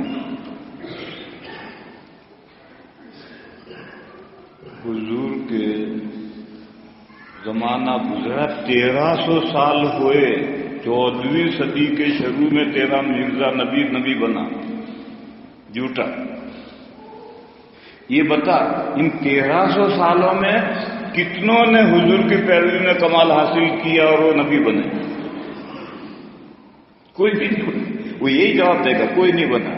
حضور کے بعد اب یہ مرزا قادیانی نبی بنا ہے. تو کیا 1300 سال میں پوری امت میں کوئی نہیں پیدا ہوا جو اس نے کمال اتباع کیا؟ ابوبکر صدیق بھی پورے متبع نہیں تھے, فاروق اعظم بھی متبع نہیں تھے, صحابہ بھی متبع امت. اتباع میں کسی نے کمال نہیں پیدا کیا, اس کانے نے کمال پیدا کر دیا. مرزا غلام احمد قادیانی کانا تھا اور بددا بھی تھا, یعنی بدصورت بھی تھا. قادیانیت کے موضوع پر جو تقریریں کرنے والے بڑے علماء گزرے ہیں, انہوں نے ایک قصہ گھڑا ہے, مثال گھڑی ہے کہ ایک مرتبہ اللہ میاں نے دربار کیا, تمام نبیوں اور رسولوں کو حکم دیا دربار میں آؤ, حاضری ہوگی سب. جیسے کلاس میں حاضری ہوتی, سب آ گئے. اللہ میاں رجسٹر لے کر حاضری لینے لگے. آدم لبیک یا ربی, نوح لبیک یا ربی. حاضری ہوتی رہی, سب کے نام سب انبیاء حاضر. کونے میں ایک لمبی داڑھی والا اور ایک کانا بھدا, دو الگ بیٹھے. تو جب حاضری پوری ہوئی تو اللہ تعالیٰ نے ان دو سے پوچھا, ابے تم کون ہو, تمہارا نام تو رجسٹر میں نہیں ہے. تو لمبی داڑھی والا بولا, پروردگار عالم, آپ نے 1,24,000 انبیاء بھیجے, وہ سب میرے سینے پر مونگ ڈلتے رہے اور میں نے سب کی برداشت کی. یہ ایک کو میں نے مبعوث کیا. آپ اس کا نام رجسٹر میں نہیں لکھ سکتے. میں نے آپ کے 1,24,000 کی مصیبت بھگتی. وہ شیطان تھا, وہ لمبی داڑھی والا شیطان تھا کہ میں نے آپ کی 1,24,000 کی مصیبت بھگتی. اب اس ایک کو میں نے مبعوث کیا, آپ اس کا نام براہ کرم رجسٹر میں لکھ لیں.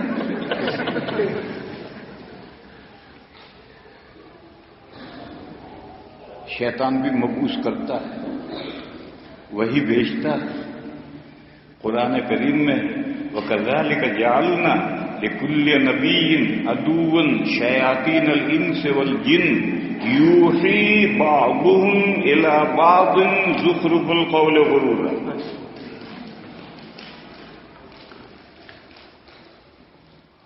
شیطان بھی وہی کرتا ہے.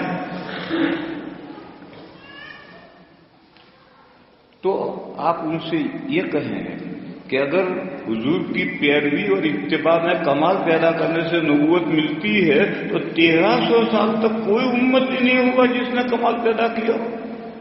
اب تیرا کانا نبی اسی نے کمال پیدا کر دیا.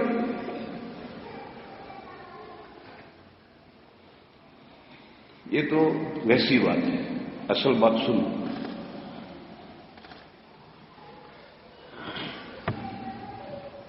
مفاہیم شرعیہ، اس کو انگریزی میں کہتے ہیں ٹرم، اردو میں کہتے ہیں اصطلاحات.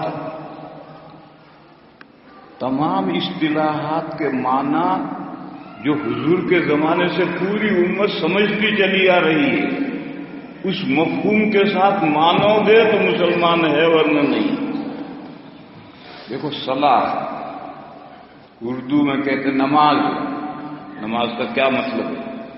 حضور کے زمانے سے 1400 صدیوں سے پوری امت صلاۃ کا ایک مفہوم سمجھتی آ رہی ہے. اسی طرح سے مانو گے تو اقیم الصلاۃ کو تم نے مانا. اور اگر تم نے کہا کہ صلاۃ کے لغوی معنی ہے دعا، بیٹھ کر دھیان کر لو اور دعا کر لو، ہو گئی نماز. صلاۃ کے معنی دعا ہے، تو یہ اقیم الصلاۃ کو ماننا نہیں. اور وہ جو کہہ رہا ہے وہ تو بات تو صحیح کہہ رہا ہے کہ لغت میں صلاۃ کے معنی دعا ہیں، تو دعا بیٹھ کر لو تھوڑی دیر، تو اللہ کو سوچ کر دعا مانگ لو، نماز ہو گئی. تو آپ یہی کہیں گے کہ نہیں، صلاح کا ایک مفہوم ہے جو حضور کے زمانے سے پوری امت سمجھتی چلی آ رہی ہے. اس معنی کر کے اگر کوئی مانتا ہے تو وہ اقیم الصلاح کو مانتا ہے اور نہیں مانتا. ایک شخص کہتا ہے کہ زکوٰۃ کے معنی ہے طہارت، پاکی. کپڑے دھو لو جمعہ کو، زکوٰۃ ہو گئی. زکوٰۃ کے معنی ہے طہارت، پاکی. تب جمعہ کے دن ہم کپڑے دھوتے ہیں، زکوٰۃ ہو گئی. تو آپ یہی تو کہیں گے کہ آپ اس زکوٰۃ کو نہیں مانا، کیونکہ زکوٰۃ کا ایک مطلب مفہوم ہے جو حضور کے زمانے سے مسلسل امت اس کا ایک مطلب سمجھتی آ رہی ہے. میرے بھائیوں، اسی طرح سے سمجھو کہ حضور کے زمانے سے یہ جو آیت ہے ولیکن رسول اللہ ہے وہ خاتم النبیین، خاتم النبیین کا ایک مطلب امت سمجھتی چلی آ رہی ہے. اس مطلب کے اعتبار سے حضور کو اگر خاتم النبیین مانتا ہے تو خاتم النبیین ماننا کہیں گے، اور اگر اس طرح سے وہ نہیں مانتا ہے، اپنی طرف سے مطلب گھڑتا ہے، تو وہ حضور کو خاتم النبیین ماننا نہیں ہے. یہ تو نے جو مطلب گھڑا ہے اس کے اعتبار سے تو خاتم النبیین مانتا ہے. امت کیا سمجھتی چلی آ رہی ہے؟ امت یہ سمجھتی چلی آ رہی ہے کہ کسی طرح کا کوئی نبی نیا نہیں آئے. عیسیٰ علیہ السلام آئیں گے مگر وہ نئے نبی نہیں ہے، وہ حضور سے پہلے کا نبی ہے. کوئی نیا نبی کسی طرح کا، نہ تشریعی، نہ غیر تشریعی، نہ مستقل، نہ امتی، کسی طرح کی کوئی نبوت حضور کے بعد نہیں ہے. خاتم النبیین کا پوری امت یہی مطلب سمجھتی چلی آ رہی ہے. بس اس مطلب کے اعتبار سے اگر کوئی حضور آیت کو مانتا ہے، خاتم النبیین حضور کو مانتا ہے، ٹھیک ہے. اور اگر تو نے گڑھا مطلب کہ تشریعی نبی نہیں آ سکتا، امتی نبی آ سکتا ہے، یہ تو تیرا گڑھا ہوا مطلب. اس اعتبار سے تو کہے کہ حضور خاتم النبیین ہے، یعنی حضور کے بعد تشریعی نبی کوئی نہیں آ سکتا، تو تیرا گڑھا ہوا مطلب کے اعتبار تو مانتا ہے.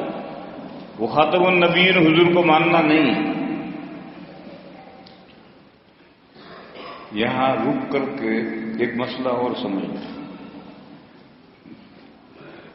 نبی پاک صلی اللہ تعالی علیہ وسلم کے آخر دور میں حضرت مہدی پیدا ہوں گے. حضرت مہدی، امام مہدی نہیں. امام مہدی تو شیعوں کا عقیدہ ہے. ان کے 12ویں امام مہدی ہیں، وہ پیدا ہو چکے ہیں. اور ایک شہر ہے سر من رہا، خوش ہو گیا وہ جس نے اس کو دیکھا، اگر ہے ہی نہیں تو کہاں سے دیکھا. اس شہر کے پاس ایک پہاڑ ہے، اس پہاڑ کی غار میں جب 2 سال کی عمر تھی اس وقت وہ قرآن کے 10 پارے لے کر چھپ گئے ہیں پہاڑ کی غار میں 12ویں امام مہدی، اور وہ وہاں زندہ ہے، قرآن کے 10 پارے ان کے پاس ہیں۔ جب دنیا میں 313 مخلص شیعہ پیدا ہوں گے تب وہ نکلیں گے۔ اب جتنے شیعہ ہیں تو سب منافق شیعہ ہیں۔ جب 313 مخلص شیعہ کا وجود ہوگا تب وہ غار میں سے نکلیں گے۔ بس یہ امام مہدی وہ تو شیعوں کی اصطلاح ہے، یہ لفظ امام نہیں استعمال کرنا ہے۔ حضرت مہدی ایک شخصیت پیدا ہوگی آئندہ، حضرت مہدی، ان کے زمانے میں دجال ظاہر ہوگا اور دجال کے ساتھ ان کی جنگ کی تیاری چل رہی ہوگی، اور حضرت عیسیٰ علیہ السلام آسمان سے اتریں گے اور وہ حضرت مہدی کے لشکر میں شامل ہوں گے، اور پھر دجال کے ساتھ جنگ ہوگی، اور دجال حضرت عیسیٰ علیہ السلام کے ہاتھ سے مارا گیا، اور جب دجال مارا گیا تو اس کا فتنہ ختم۔ پھر عیسیٰ علیہ السلام کے نزول کے 7 سال کے بعد حضرت مہدی کا انتقال ہو جائے، پھر حضرت عیسیٰ علیہ السلام امیر المومنین بنیں گے اور حکومت کریں گے۔ تو حضرت عیسیٰ علیہ السلام آنے ہیں تو اسلامی عقیدہ ہے، مگر ان کے آنے سے ختم نبوت پر کوئی زد نہیں پڑتی۔ کیوں؟ پرانے نبی اور آئیں گے تو اپنی نبوت پر برقرار رہیں گے مگر اپنی نبوت پر عمل نہیں کریں گے۔ 2 چیزوں میں فرق کرو، ان کی نبوت سلبنی ہو جائے گی، وہ نبی ہوں گے مگر اپنی نبوت اپنے احکام پر عمل نہیں کریں گے۔ میں اس کی ایک مثال دیا کرتا ہوں، دنیا میں ڈرائیونگ کہیں لیفٹ ہینڈ پر ہوتی ہے، کہیں رائٹ ہینڈ پر ہوتی ہے، کہیں ڈرائیور اس طرف بیٹھتا ہے، کہیں ڈرائیور اس طرف بیٹھتا ہے۔ ہمارے انڈیا میں، پاکستان میں، بنگلہ دیش میں رائٹ ہینڈ ڈرائیونگ ہے،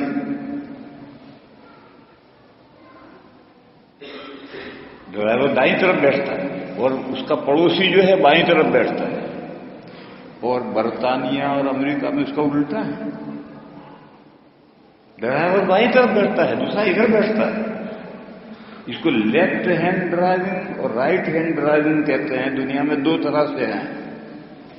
اب آپ سوچیں، اگر انڈیا کا پرائم منسٹر وزٹ کے لیے برطانیہ یا امریکہ جائے تو وہاں اس کی جو گاڑی ہوگی وہاں کے قانون کے مطابق چلانی ہے، انڈیا کے قانون کے مطابق نہیں چل سکتی۔ اگر انڈیا کے قانون کے مطابق چلائے گا تو پولیس ٹکٹ دے دے گی، جرمانہ کر دے گی۔ لیکن جب وہ برطانیہ یا امریکہ کے وزٹنگ پر ہے اس وقت وہ اپنے ملک کا وزیر اعظم ہے، لیکن برطانیہ کا وزیر اعظم نہیں، امریکہ کا وزیر اعظم نہیں، انڈیا کا وزیر اعظم ہے، مگر امریکہ اور برطانیہ میں اپنے انڈیا کے قانون نہیں چلا سکتا۔ ایسے حضرت عیسیٰ علیہ السلام جب اتریں گے تو اپنے زمانے کے نبی ہوں گے، ان کی نبوت سلب نہیں ہو جائے گی، لیکن جب حضور کے دور میں اتریں گے تو اپنے زمانے کا احکام نہیں چلائیں گے۔ جس خاتم النبیین کا عہد میں آئے ہیں تو خاتم النبیین کے احکام پر خود بھی عمل کریں گے اور امت کی بھی رہنمائی کریں گے۔ اسی لیے قرآن کریم میں 2 جگہ پر یہ مضمون ہے، يُعَلِّمُهُ الْكِتَابَ وَالْحِكْمَةَ وَالتَّوْرَاةَ وَالْإِنْجِيلَ وَرَسُولًا إِلَى بَنِي إِسْرَائِيلَ۔ اللہ تعالیٰ عیسیٰ علیہ السلام کو قرآن سکھلائیں گے، حدیثیں سکھلائیں گے، تورات سکھلائیں گے، زبور سکھلائیں گے، زبور نہیں انجیل سکھلائیں گے۔ تو تورات اور انجیل، تورات تو عیسیٰ علیہ السلام سے پہلے نازل ہوئی ہے، وہ اللہ سکھلائیں گے، اور انجیل تو خود حضرت پر نازل ہوئی، وہ سکھلائیں گے۔ عیسیٰ علیہ السلام کے زمانے میں تو قرآن و حدیث تھے ہی نہیں، تو پھر اللہ تعالیٰ کیسے سکھلائیں گے جب قرآن و حدیث نازل ہی نہیں ہوئے؟ لا محالہ ماننا پڑے گا کہ حضور کے پیریڈ میں، حضور کے دور میں، حضور کے زمانے میں عیسیٰ علیہ السلام اتریں گے، اس وقت اللہ ان کو قرآن و حدیث سکھلائیں گے۔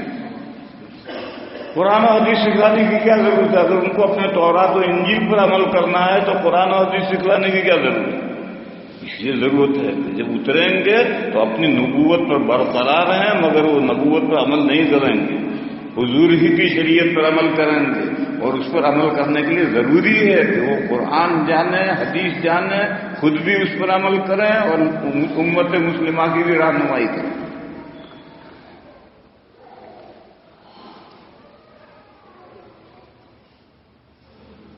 یہاں ایک سوال ہے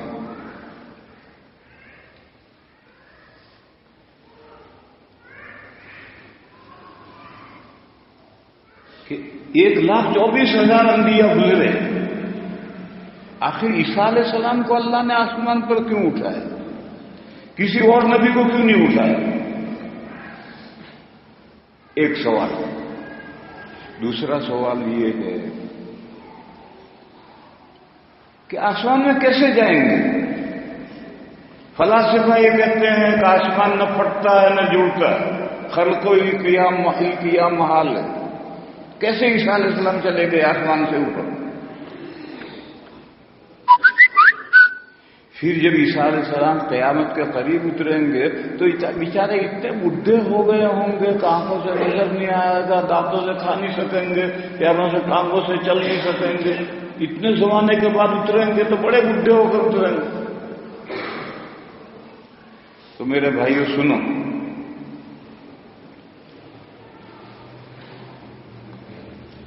آدم علیہ السلام کہاں پیدا کیے تھے؟ کسی زمین پر۔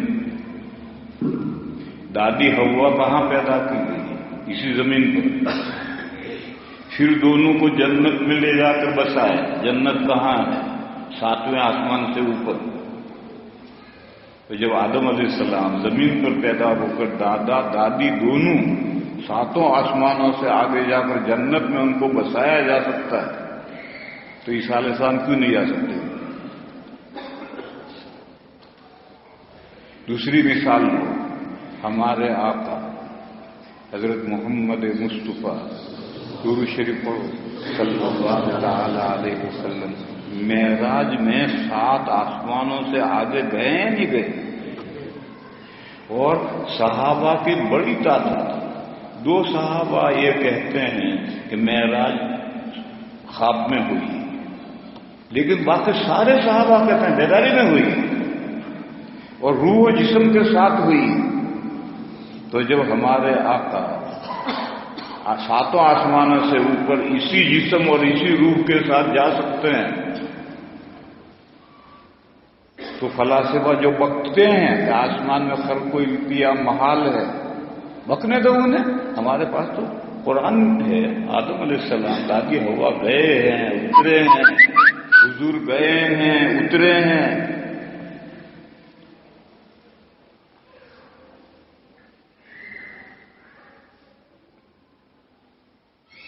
اب دوسرے سوال کا جواب آ گیا۔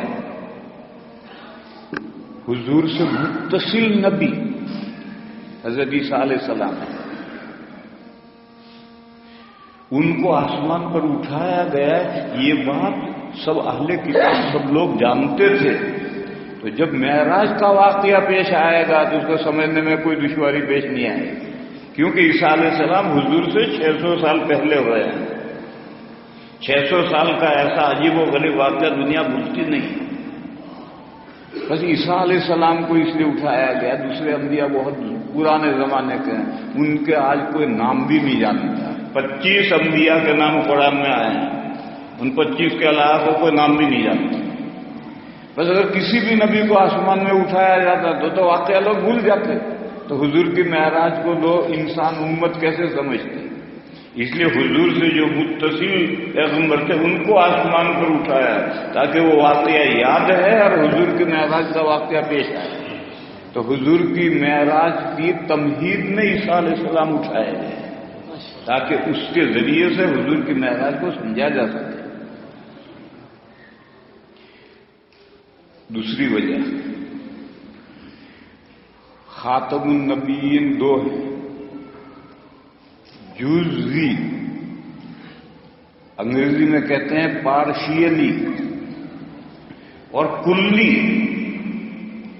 دنیا میں تمام اقوام میں نبوت کے سلسلے چلے آ رہے تھے، لکل قوم ہاد، وہ سلسلے ختم ہوئے، اور سب سے آخر میں جو سلسلہ ختم ہوا ہے وہ بنی اسرائیل میں جو نبوت چلی آ رہی تھی وہ عیسیٰ علیہ السلام پر ختم ہوئی۔ تو عیسیٰ علیہ السلام خاتم النبیین ہیں، اب حضور بھی خاتم النبیین ہیں۔ اب ان میں کمپلیٹلی خاتم النبیین کون ہے اور پارشلی کون ہے؟ حقیقی خاتم النبیین کون ہے اور جزوی خاتم النبیین کون ہے؟ عیسائی کہیں گے کہ ہمارے پیغمبر خاتم النبیین۔ دیکھو یہودی یہی کہتے ہیں موسیٰ علیہ السلام خاتم النبیین ہے، موسیٰ علیہ السلام کے بعد کوئی پیغمبر نہیں، اور موسیٰ علیہ السلام کا دین قیامت تک چلے گا۔ غلط کہتے ہیں۔ یہی بات عیسائی کہتے ہیں، عیسیٰ علیہ السلام آخری نبی ہیں، انبیاء بنی اسرائیل کے آخری نبی خاتم النبیین ہیں، انہی کا دن قیامت تک چلے گا، ان کے بعد کوئی نبی نہیں۔ تو آپ ان کا کیسے منہ پکڑیں گے؟ ان کہنے والوں کا آپ منہ کیسے پکڑیں گے؟ ایک صورت کہ حقیقی خاتم النبیین کے پیریڈ میں، زمانے میں بنی اسرائیل کا خاتم النبیین زمین پر آئے اور اس خاتم النبیین کے دین کی پیروی کرے، تو دنیا چار آنکھوں سے دیکھ لے گی، ایک دو آنکھوں سے نہیں، دنیا چار آنکھوں سے دیکھ لے گی کہ یہ حقیقی کامل خاتم النبیین ہے اور یہ پارشیلی جزوی خاتم النبیین تھے۔ چنانچہ ان نے اترے اور اتر کر کے انہوں نے حضور کے دین کی پیروی کی، اللہ نے کتاب سکھلائی، حدیثیں سکھلائی، خود بھی عمل کیا، دوسروں کو بھی عمل کیا۔ اب بات واضح ہو کہ حقیقی خاتم النبیین کون ہے، اور عیسیٰ علیہ السلام بے شک خاتم النبیین تھے، لیکن وہ خاتم انبیاء بنی اسرائیل تھے۔ اس مقصد سے عیسیٰ علیہ السلام ہی کو اتارا تاکہ حقیقی اور مجازی خاتم النبیین میں دنیا امتیاز سمجھ لے۔ دیکھو اس کی میں مثال دوں، مسیح دو ہیں، ایک مسیح ضلالہ ہے، دجال، کانا دجال بھی مسیح ہے، لیکن وہ مسیح ضلالہ ہے، اور حضرت عیسیٰ علیہ السلام بھی مسیح ہیں، وہ مسیح ہدایت ہیں۔ اب یہ بھی مسیح، ایک مسیح ضلالہ ہے، ایک مسیح ہدایت ہے۔ جب عیسیٰ علیہ السلام پیدا ہوئے، نبی بنے، تو یہود نے ان کو مسیح ضلالہ کانا دجال سمجھا، اور کانا دجال سمجھ کر کے عیسیٰ علیہ السلام کو قتل کرنے کی، سولی دینے کی کوشش کی، اور انہوں نے اپنے خیال میں سولی دے دی۔ اب وہ مسیح ہدایت کا انتظار کر رہے ہیں، چنانچہ جب کانا دجال ظاہر ہوگا تو یہ یہودی دوڑ کر اس کا فالو کریں گے، پیروی کریں گے، کیونکہ وہ انتظار میں ہے۔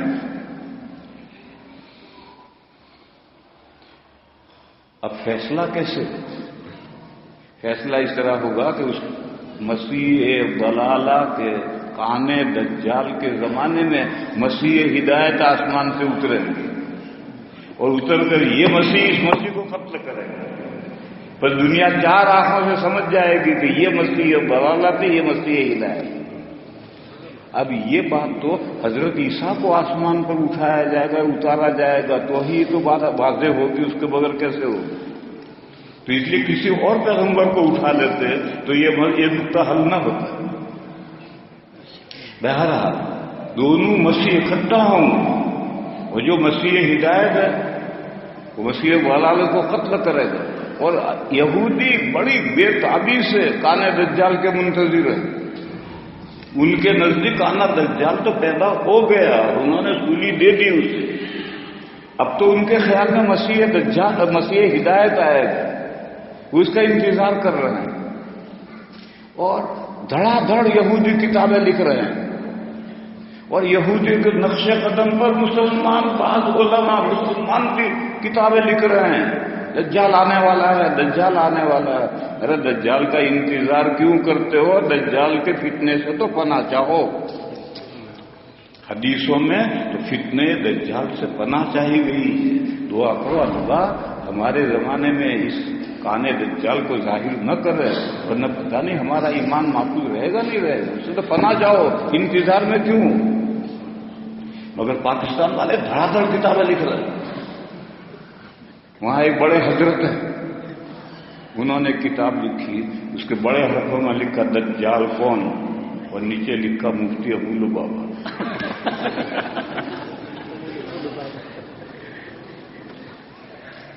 اور لوگ بڑی تیزی سے تو انتظار سے پڑھ رہے ہیں۔ ارے یہ تو یہودیوں کی پروپیگنڈا ہے، وہ واقعی انتظار میں۔ تم ان کی چال میں کیوں؟ تو میں تو پناہ چاہو۔ حضور نے تو اپنی امت کو دعائیں بتائی ہیں کہ ہر نماز میں کانے دجال کے فتنے سے پناہ چاہو، انتظار میں مت رہو۔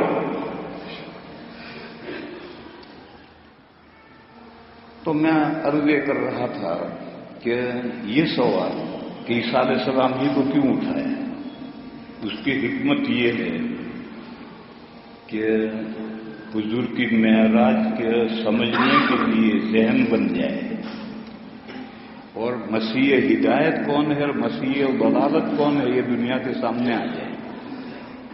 ان مقاصد، دو مقصدوں سے عیسیٰ علیہ السلام کو اٹھایا گیا ہے، کسی دوسرے پیغمبر کو نہیں اٹھایا گیا۔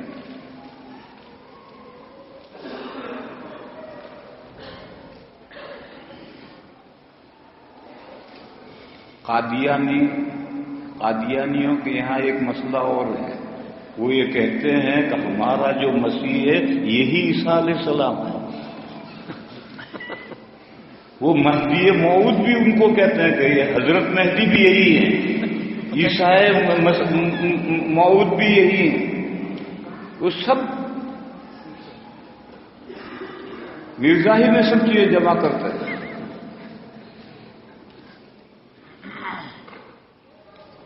اس لیے میرے بھائیوں اس مسئلے کو اچھی طرح سے سمجھو۔ آیت کریمہ نے آگے یہ کہا وَكَانَ اللَّهُ بِكُلِّ شَيْءٍ عَلِيمًا، اللہ ہر چیز کو جانتے ہیں، ہر چیز کی مصلحت حکمت جانتے ہیں۔ حضور کا کوئی بیٹا بڑا کیوں نہیں ہوا؟ حضور کے تمہارے مردوں میں سے کسی کے باپ کیوں نہیں ہوئے؟ حضور کے بیٹے سب وفات پا گئے 2 سال سے پہلے، ایسا کیوں ہو؟ اللہ اس کی حکمت مصلحت جانتے ہیں۔ اور ایک صحابی نے بتلائی، اسی طرح سے نسبی بیٹے اللہ نے کیوں نہیں دیے، روحانی بیٹے کیوں دیے؟ اللہ تعالیٰ کی حکمت اور مصلحت ہے۔ کسی کو اللہ نسبی بیٹے دیتے ہیں، کسی کو روحانی بیٹے دیتے ہیں، تو اللہ کی حکمت اور مصلحت تھی تو اللہ نے حضور کے لیے کوئی بیٹا نہیں دیا، بڑا نہیں ہوا، امت بے حساب امت دے دی۔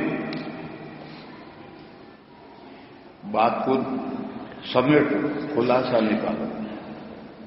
قادیانیت کوئی پہلا جھوٹا نبی، قادیانی کوئی پہلا جھوٹا نبی نہیں ہے۔ حدیث شریف میں فرمایا گیا میری امت میں 30 کذابون، 30 مہا جھوٹے پیدا ہوں گے۔ ہر ایک کہے گا میں نبی ہوں۔ حضور نے فرمایا سن لو میں آخری نبی ہوں، میرے بعد کوئی نبی نہیں۔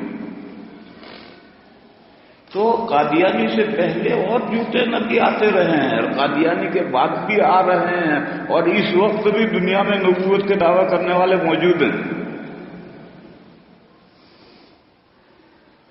مگر یہ نبوتوں کے 2 طرح کے نبی ہیں، تو چھوٹے نبی ہیں، جھوٹے، چھوٹے جھوٹے نبی، وہ تو چند دن ڈگڈگی بجاتے ہیں پھر مر جاتے ہیں، کتنا خطر۔ اور یہ 30 جھوٹے نبی ہوں گے، یہ اتنے مہا جھوٹے نبی ہوں گے جن کے اذناب، دمیں، پارٹیاں، فالوورز، متبعین ہوں گے۔ سب سے پہلے مسیلمہ کذاب نبی بنا، اور جب حضرت ابو بکر صدیق رضی اللہ تعالی عنہ نے حضرت خالد بن ولید کو 10,000 کی فوج لے کر کے اسے لڑنے کے لیے امامہ بھیجا تو مسیلمہ کذاب کی فوج میں 50,000 تھے، مگر وہ فتنہ ختم۔ کیوں؟ صدیق اکبر نے پھونک ماری تو فتنہ اڑ گئے۔ یہ قادیانی ایسے زمانے میں پیدا ہوا جب انگریزوں کی حکومت تھی، تو کون پھونک مارے؟ انگریزوں نے سر پہ ہاتھ رکھا۔ اور آج بھی انڈیا سے گیا پاکستان میں پنپ نہیں سکا تو اب سینٹر ان کا لندن ہے۔ آج بھی برطانیہ نے ان کے سر پہ ہاتھ رکھ رکھا ہے، ان کا وہاں سینٹر ہے، جاؤ بہت بڑی جائیداد ان کو الگ کر رکھا۔ اور کینیڈا میں اگر امیگریشن فارم میں مذہب کے کھانے میں قادیانی لکھ دیا فوراً نیشنلٹی دے دے۔ تو یہ سب انہی کی سرپرستی میں ہے۔ اب کوئی پھونک ماننے والا تو رہا نہیں، تو پہلے بھی نہیں تھا۔ قادیانی نے اپنی زندگی میں ایک شخص کو افغانستان بھیجا تھا بادشاہ کے پاس میں دعوتی خط لے کر کہ میری نبوت پر ایمان لاؤ، میں نبی بناؤں۔ تو جو خط لے کر گیا تھا افغانستان کے بادشاہ نے اسے تو قتل کر دیا، اور خط کا جواب دیا، لکھا ایجا بیا، یہاں آ، نہیں گیا تم وقت، اتنا ہی جواب لکھا تھا، ایجا بیا، یہاں آ، یہاں کا دعوت دے مجھے، مگر نہیں گیا، جاتا تو قصہ ہی ختم ہوا، مگر گیا ہی نہیں۔ تو جب یہ فتنہ پیدا ہو تب بھی دشمنان اسلام نے اس خبیث پودے کی آبیاری کی پانی ڈالا، بڑھایا، ترقی دی، اور آج بھی وہی سرپرستی کر رہا ہے، اور انہی کی سرپرستی میں یہ فتنہ پھلتا پھولتا چلا جا رہا ہے۔ اور سنو، تمام فتنے دو بازوؤں سے اڑتے ہیں، چاہے وہ عیسائیت کا فتنہ ہو۔ آج پوری دنیا میں عیسائی اپنی مشنری کا کام کر رہے ہیں۔ ہر فتنہ یعنی مسلمانوں میں فتنے ہیں وہی نہیں، کوئی فتنہ ہو دو پروں سے اڑے گا، زر اور زن، پیسہ اور عورت، یہ دو بازو ہیں فتنے کے، ہر فتنہ اسی سے اڑے۔ زر میں، پیسے میں، کیش بھی دیں گے، زمین بھی دیں گے، مکان بھی بنا کر دیں گے، اسکالرشپ بھی دیں گے، سب پیسوں کی شکلیں مختلف ہیں۔ اور شادی کرنا چاہو تو جو لڑکی چاہو اس سے شادی بھی کروا دیں گے۔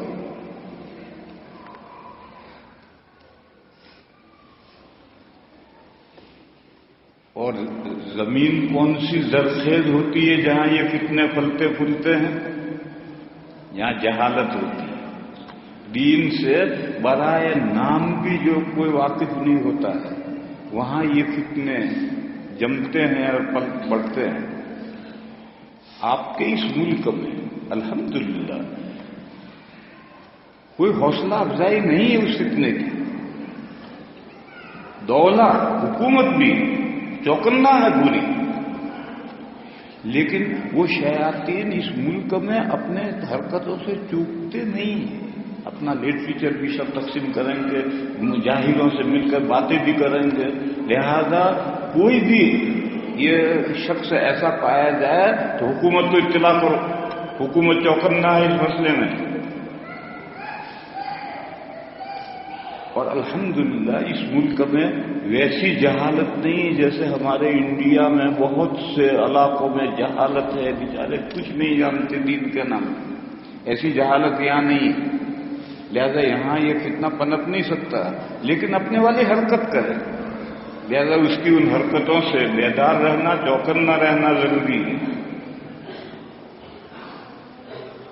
وہ چپکے سے آئیں گے، آپ نے کہیں گاڑی پارک کی ہے تو گاڑی کے اوپر اپنا ایک کتابچہ رکھ کر چلے جائیں گے. کون آیا رکھ گیا کچھ پتہ نہیں. اب آپ اس کو اٹھا کر اندر لیں گے, گھر لے جائیں گے اور ہو سکتا کھول کر پڑھیں. اور میرے بھائیوں سنو, اس وقت سب سے بڑا فتنہ انٹرنیٹ. جو لوگ دین اسلام کو انٹرنیٹ سے سیکھنا چاہتے ہیں وہ گمراہ ہو کر رہے ہیں. کیونکہ انٹرنیٹ پر تو بے شمار سائٹس ہیں. انگلیاں ماری کوئی بھی سائٹ کھلی اور آپ نے پڑھنا شروع کر دیا. اور سانپ تو بڑا ملائم ہوتا ہے.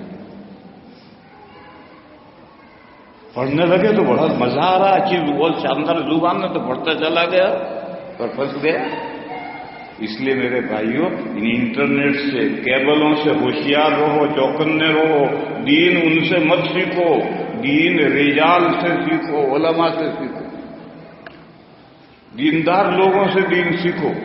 مسجدوں سے رابطہ رکھو اور مسجدوں میں دین سیکھو. کمپیوٹر پر بیٹھ کر انٹرنیٹ سے مت دین سیکھو. جو لوگ انٹرنیٹ سے دین سیکھتے ہیں وہ یقیناً گمراہ ہو کر رہے ہیں. انہوں نے انٹرنیٹ پر عجیب عجیب ناموں سے اپنی سائٹیں ڈال رکھی اور آدمی دھوکے میں ہے کہ اسلامی سائٹ ہے, مسلمانوں کی سائٹ ہے. لہذا اس سے ہوشیار اور چوکنا رہو. یہ اس وقت مختصر سی بات ذہن میں آئی تھی, میں نے عرض کی. آگے کوئی بڑا مسئلہ نہیں. ہر مسلمان سمجھتا ہے کہ حضور کے بعد کسی طرح کا کوئی نبی نہیں آنے والا ہے, اور اسی لیے قرآن حدیث امت مسلمہ کی اللہ نے حفاظت کی ذمہ داری لی ہے, اور قیامت تک یہ محفوظ رہیں گے. اور جب کھیتی کو بارش کی ضرورت نہیں ہے تب بارش برس کر کیا کرے گی؟ بس سچی نبوت رحمت ہے, جھوٹی نبوت لعنت ہے.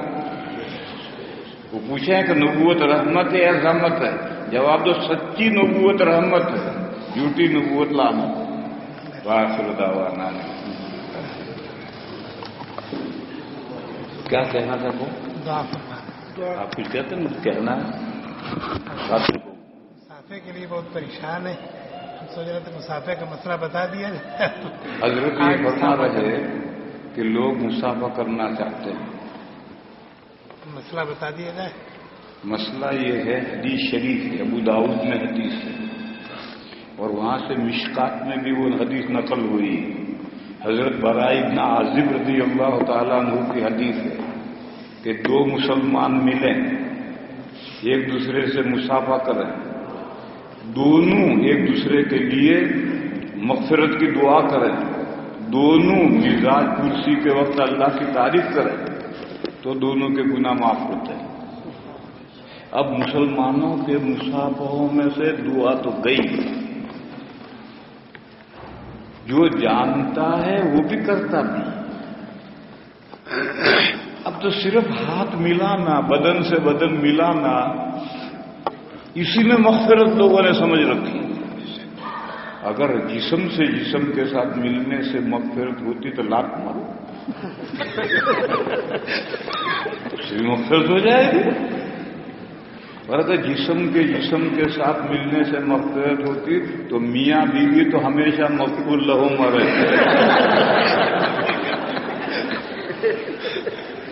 اس لیے ہمارے حضرت مولانا محمد عمر صاحب پالن پوری جب تبلیغ جماعت کی دعا ختم ہوتی تھی تو حضرت فرمایا کرتے تھے, دیکھو بھائی تم مصافحہ کرنا چاہو گے, لاکھوں آدمی ہوتے ہیں, تم کیا کرو؟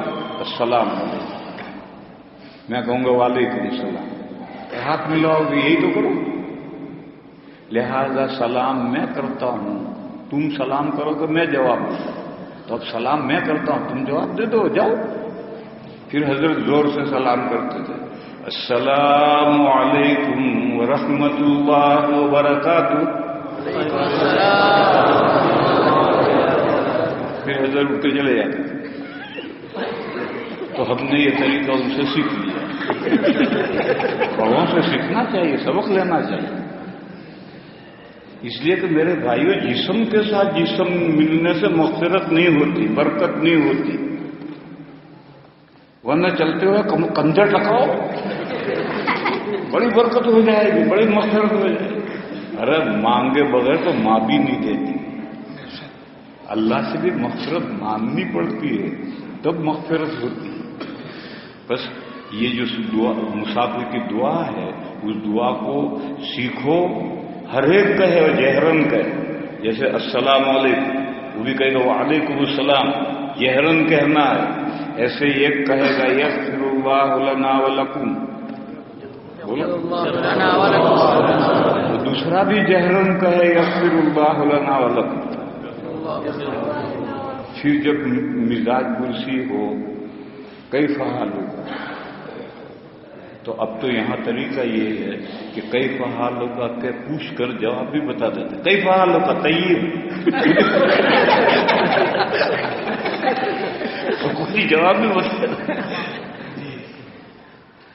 تو جب پوچھا جائے کیف حالک تو طیب نہیں، وہ الحمدللہ۔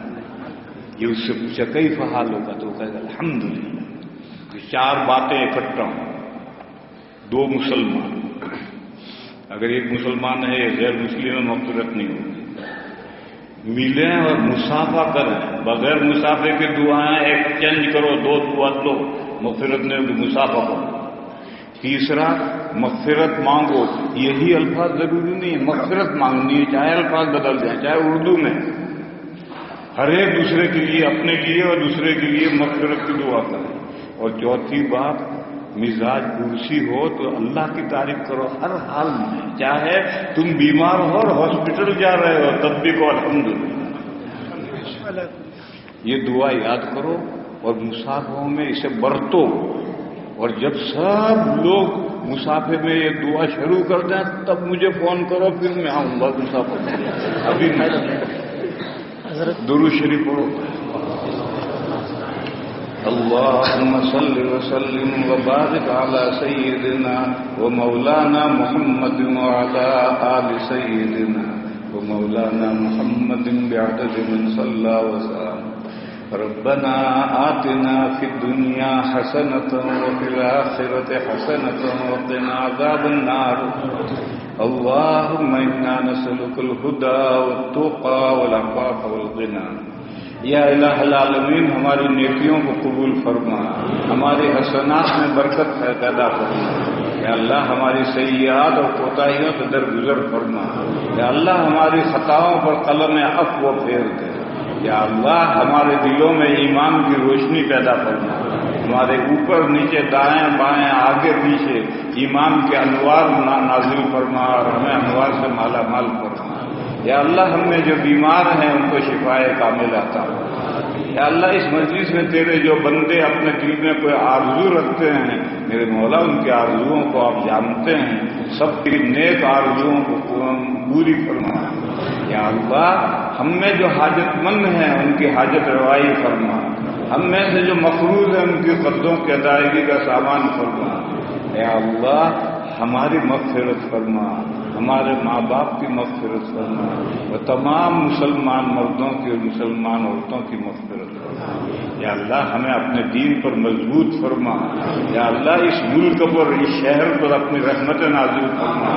یا اللہ تمام مسلمانوں کو، اس ملک کے، اس شہر کے مسلمانوں کو دین پر مضبوطی کے ساتھ عمل کرنے کی توفیق عطا فرما۔ اے میرے مولا اپنے فضل و کرم سے ہماری دعاؤں کو قبول فرما، ہمیں نعمتوں سے مالا مال فرما، رحمتوں سے ہمیں ہمکنار فرما۔ سبحان ربک رب العزت عما یصفون، سلام علی المرسلین والحمد للہ۔ مسافہ کی دعا میں یقین